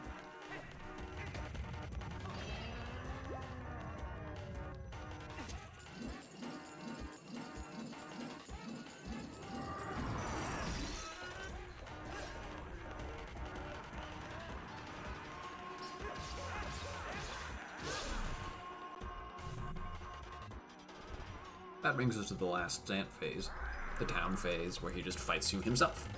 Or, like, I guess, without emulating the other bosses, I guess he's fighting you all throughout. But this phase is unique. I'm just going to set up a distance here so that I can hit him with only the final slash of that, which will make it much easier to then do the rest of the fight. Managing how much damage he's taken during this phase of Zant is really important. So once again, I'm going to set it up such that he only gets hit by the final hit here. Then he'll immediately do another spin attack, which I can parry, and then I can do the same thing again to end the fight. But it's very important that he only get hit by exactly the final hit on that very first damage cycle, and that one just now, to actually make sure that he does the correct attacks afterwards to continue sort of smoothly fighting that phase. That wasn't even perfect, like far from it, but it was pretty okay. Good enough for me. That's Palace of Twilight done. At this point, all that rests us is to head to Hyrule Castle and take care of Dorf, which is going to take us another, give or take, 20 minutes. Yeah, just to say again, I'm not super good at this game. World record for this is a 240x. I think it's a 248 still. I don't think we've broken 247 yet. But, you know, I tend to run about 330 somethings, high 330s most of the time. Which is obviously a big difference. I tried to skip the cutscene, but I hadn't actually gotten into the portal yet. That was so sad. But I have improved a lot at this game recently, is where I was going. I am very proud of being able to run 330s, because there was a long time there where it was just 350s or bust. I couldn't get below that. And at this point, I've sort of gotten used enough to all of the tricks in any percent that I don't just have to throw 20 tries at everything anymore. And I can actually just sort of play the game reasonably. You know, I lose little bits of time everywhere instead of literal 20 minutes at a time sometimes. Which is nice. That feels good. TP is an incredibly difficult game, just on the whole. I cannot overstate how hard it is to speedrun this game. It's wild. The way that I like to put it is TP is a game that seems like it doesn't want you to speedrun it. It's incredibly hostile towards the player, and it's incredibly punishing. Which also means it can be tough, like, on the mental, you know? It's easy to get frustrated at this game. But it is also quite rewarding when you get a good run. Like this one. This was a good run by my standards. I'm pretty happy with it overall. Cool, the run's valid. No, but so it's that kind of a game, right? It's really difficult, and it really makes you fight. But it's good. Feels good. And it's fun to do as well in the end. I do think it's fun to do. It's definitely not the sort of game that I can just sit down and speedrun every night after work, you know? Mostly because it's too long for that. But also not for like the mental reasons. It's just like too difficult for that. It would get really frustrating. But just every once in a while, it is nice. And I definitely might grind it more going forward. But it's a cool game. Anyway, this whole cutscene is Midna using the power of the one fused shadow that we've collected to destroy the barrier around Hyrule Castle. You know, I don't know where she got the others from. I mean, I sure didn't pick them up, but hey, she can do whatever she wants, it's fine.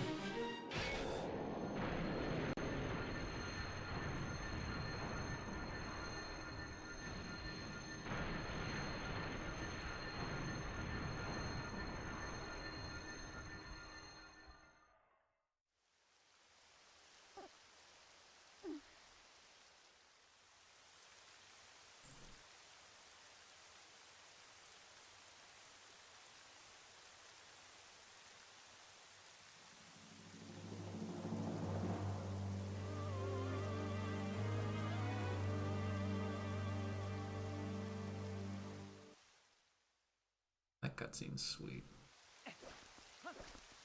Alright. The last little bit. Our goal in Hyrule Castle is very straightforward. We just need to get to the end. In order to do that, the first thing we need to do is get a small key to enter the castle proper. In order to do that, we need to defeat King Bolin 4 off in the west side here. So we're just going to head straight over there. I'm going to use some of the bombs that we have left to fight some of these bokoblins. These are red bokoblins, which are incredibly tough and will take a long time to kill, even with the Master Sword. However, they die instantly to bombs, so if I just place a bomb down and wait for it to explode, this arena gets sped up a lot. Here in this next arena, we're also supposed to fight a bunch of red bokoblins, but we can actually skip this one altogether. You can just leave. The barrier takes a little while to spawn, and that timer starts just as soon as you enter the cutscene. But it's quite a long timer, so you can skip the cutscene before the barrier has spawned, and then just walk out of the area where the barrier is going to be. And so you don't have to get locked in there at all, which is awesome. We're going to do something similar to that in a minute. But now it's time for King Bolin 4.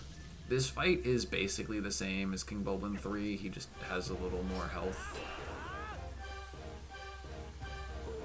Yep. We also don't get to start off by hitting him immediately, just, I don't know, his animations like don't make him vulnerable in this particular fight, I don't know. Not too sure why that works the way that it does.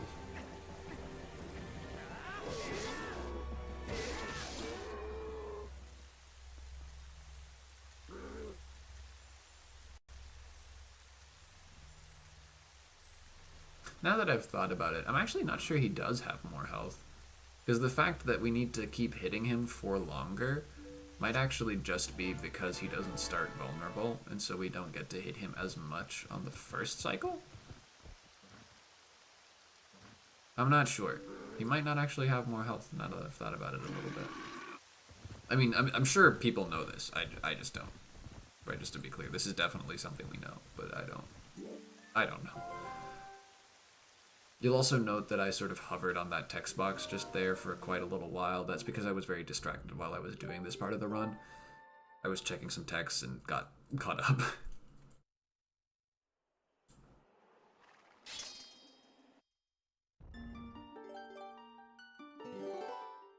Now that we have the small key, we're just going to save warp back to the start of the dungeon, because that's a slightly faster way to get to the castle entrance. Wow, I really had to think about that one. I'm not even sure that's right. No, it is. It is. Anyway, I'm going to do another small barrier skip here, where instead of just walking into the trigger, I'm going to actually jump attack into it. Because if I'm in the air while this cutscene plays, Link won't be forced to walk into where the barrier will be, and then if I just skip the cutscene immediately, I'm not where the barrier is, and I can just leave. Very similar. Also very useful. This arena in particular would be even longer. There's several red bokoblins and then several rounds of Lizalfos, which would take just absolutely forever to kill. I'm glad we don't have to do that.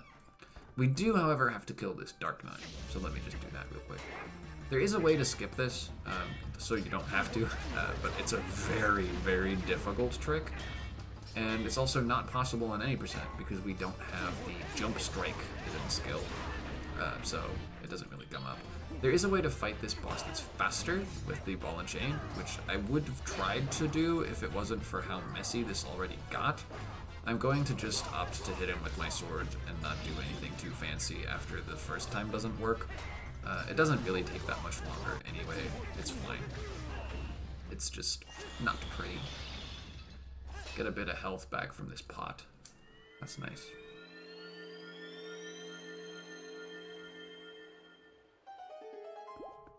Then we can just use the boomerang to put out this torch, which causes this platform to raise.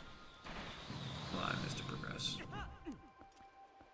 Didn't need to grab onto that ledge. I could have just walked onto the floor, but oh well. Right here, this is a little embarrassing. There's a way to do the lantern puzzle here that's faster than the default solution, where you don't use the default solution, but you just go so fast that all of the torches are still lit at the same time anyway, and it's fine. Unfortunately, that's only like very slightly faster than doing the normal solution. Very slightly. But it's kind of tight, actually, and I sort of suck at it at this point. But I don't know the normal solution. So I'm just stuck here, waiting for this torch to go out so that I can retry. Doing the fast solution, because it's the only one that I know, even though I'm bad at it. Which really sucks, because it's only like marginally faster anyway, and I wasted like 3 attempts trying to do it. I really need to learn the normal solution. Anyway, these 2 Dynalphos are also pretty tough and would normally take a long time to kill, but again, we still have bombs, so I'm just going to pull some bombs and use the boomerang to throw them directly into the wall to help kill these Dynalphos. Ideally, you'd try to hit them both with 1 bomb, but yeah, well, I had extra bombs. It's fine. Next up is this Eralphos guarding the way to a small key. There is also a nice fast way to fight this with the ball and chain, but once again, I don't fully know how to do it, and I sort of screwed it up, so this one's going to be real messy.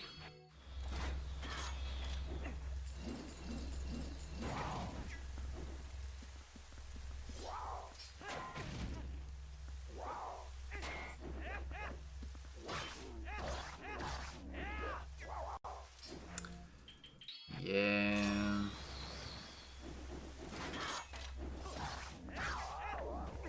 Not what you want to see. Not what you want to see. I forgot about that. Oh no. I got a little trigger happy on that one. That was, oof. Oh no. Not my best Hyrule Castle. I was definitely tired and hungry by this point. I think when I did this run yesterday, at this point, it was about 5 o'clock. And I'm a very early eater a lot of the time. I tend to have dinner around 5 o'clock, a little before. So, like, you know, you've just been speedrunning for like 4 or 5 hours straight. Because, again, this wasn't the first attempt of the day. And you're hungry now, and it's just like... And you have like 10 minutes left to go, and you're not really paying attention anymore. Man. This run's so long. You really have to... Excuse me. You really have to settle in nice and comfy for this run. You gotta be ready. Our friend, the magical exploding hawk here, luckily does help a lot. We don't actually need to fight any of those scary enemies. All 3 Lizalfos and 2 Bulblin archers. I'm sure that would have posed a real problem.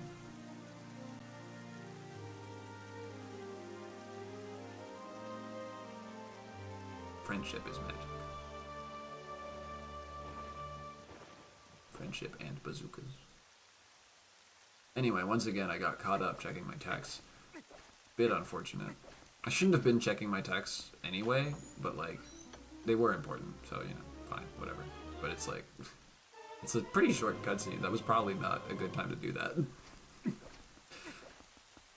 Anyway, we now have a small key from that Aralphos and a boss key from that silly, goofy, fake-out cutscene. So now we can just make our way through the last few rooms of the dungeon and actually finish up the game at long last. This room I'm going to embarrassingly fall and void because I don't actually make...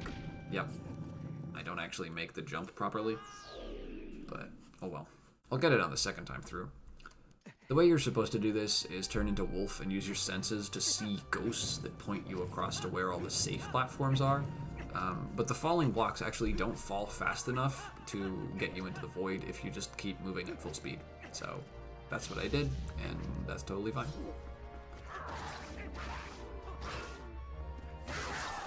Just dispatch a couple of Lizalfos, and then we will use the claw shot to get through this little alcove here, and then the spinner to get through the next. I didn't fully remember where I was supposed to claw shot again, so we're just sort of doing this the scuffed way. It ain't pretty, but it'll work.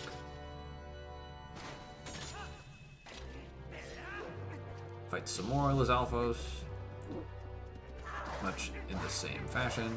There we go. Actually kind of want that heart. Yeah, there we go. I figured I'd probably grab that. And now, once again, I'm going to embarrassingly void. Like I said, not my best Hyrule Castle.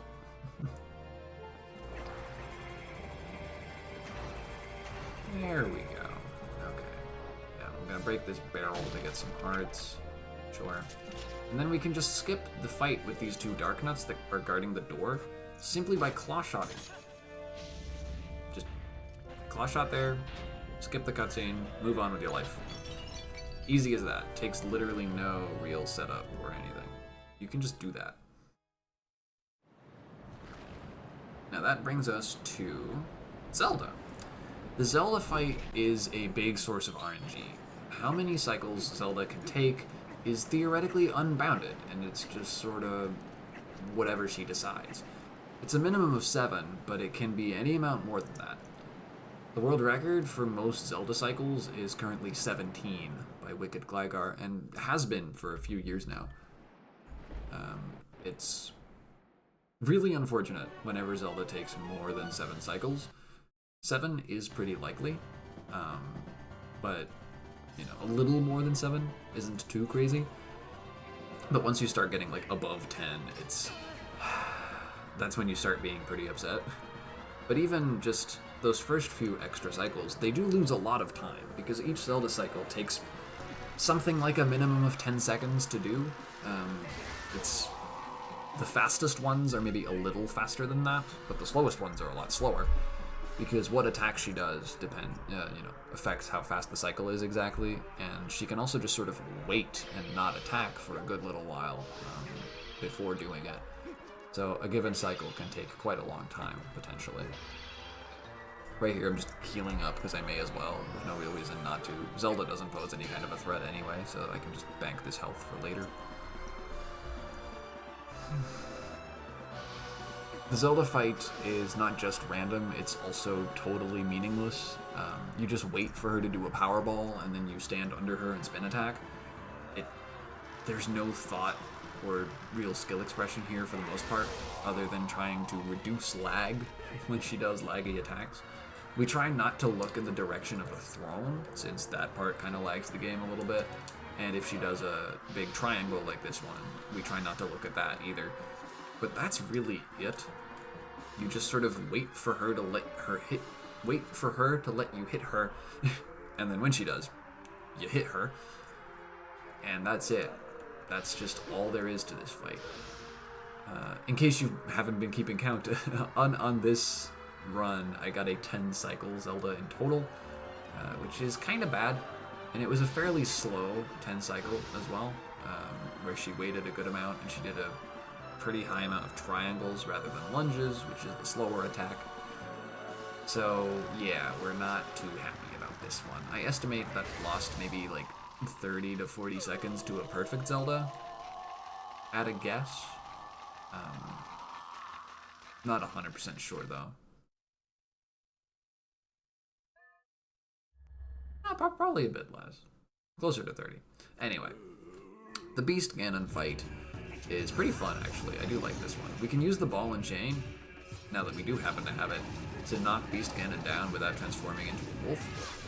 The ball and chain will work for that, but we don't have the bow, so we can't really do it like the quote-unquote intended way, or like most natural way, if you will. And since we can't transform, since we don't want to transform, 1 second.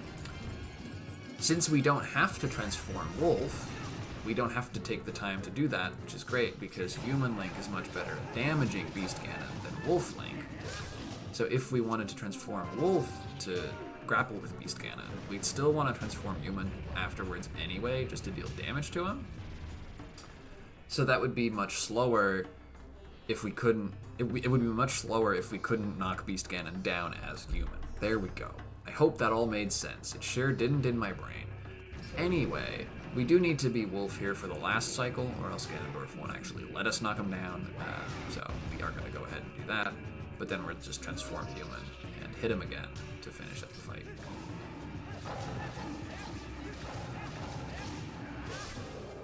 There it is.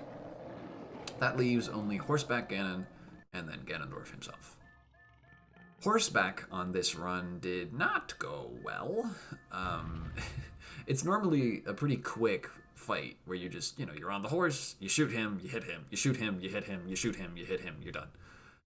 It's pretty easy most of the time. There's a little bit of RNG, but it's mostly fun. You just get to like run around and aim at him, and I like this fight a lot, and it's not usually a big problem. This run was like the worst I've ever seen. So I've already lost track of him at this point. And I'm turning my camera all around, and you could catch a brief glimpse of him across the hill if you were really sneaky there. I saw this when I was reviewing the VOD. But he was mostly invisible, and I just completely lost track. So I had to just wait for a whole bunch there, and then now I have to catch up because he's dashed all the way past me. And then I miss. And now just everything goes into the bloody swamp. Like we are done. Everything is in the pits at this point. We are stuck in the bog and drowning. I have no spurs, and it's just. Luckily, I hit him again here, and I don't think I miss another time, but it's still like. Oh no, I do, because he did some crazy evasive maneuvers there. That was wild. Alright, still, there we go. Got him there. Just let me get my spurs back, please. What an absolute mess of a fight. That was terrible. Anyway, lucky for me and my pride, the actual final Ganon fight here went pretty well. I'm pretty happy with it, actually. The last duel with Ganondorf is something I've struggled with for a long time. It's not something that's super important, so I haven't bothered to get that much better at it, because you just don't lose that much time from being bad at it. compared to other things. So that's nice enough, but I'm still really happy to have gotten a run that was just decent all the way through, that actually got a good final Ganon fight. I'm really proud of it, because it's basically the first time that's happened. So yeah, Aberganug Palaver. I'm going to equip Iron Boots here so that I can use them later to be silly. This is all about timing. It's just about waiting for him to kick when he gets back up and then hitting him again. And that's that. 335.23. My PB is a high 334. Specifically 334.52. Meaning this run is 31 seconds behind my PB. I'm pretty proud of that. Pretty damn proud. Because I've been trying all week to just get a decent run going, and they've all been bleh. And this run wasn't great, but it was okay. And it came really close to PBing, actually, because I really messed some things up later, like in City in the Sky, Palace of Twilight, and Hyrule Castle. They just weren't very good. Neither was Arbiter's Crowns, actually, for that matter. The whole second half of the run sort of was whatever. And then there was also bad Zelda RNG. So I'm really happy with this, honestly. It's great. Anyway, that's been all for me. I could let all of these cutscenes play out and things so that there can be like a nice, smooth ending. But I'm not going to do that. I'm not going to sit through that right now because I have been sitting here for 4 hours and I need to eat and go to the bathroom and that sort of thing. So, yeah, if you've stuck with me, thanks. Appreciate it. I hope it was somewhat amusing or educational or something. It was a bit of a mess, right? These commentary videos where I just sort of yap are usually a bit of a mess because I don't get to maybe plan them out as much as I'd like to, or edit them to be all good and proper. But, well, I hope it was entertaining in one way or another all the same. So yeah, just one last time, again, this is intended as a submission to BSG Annual 25, and I'll be submitting this with an estimate of 4 hours flat, just to be incredibly generous to make sure that it will be all okay. I've yet to decide on the donation incentives for that. I'll probably come up with that in a bit. But yeah, I've been Detail74, and this was The Legend of Zelda Twilight Princess Any Percent in 335.23. See ya.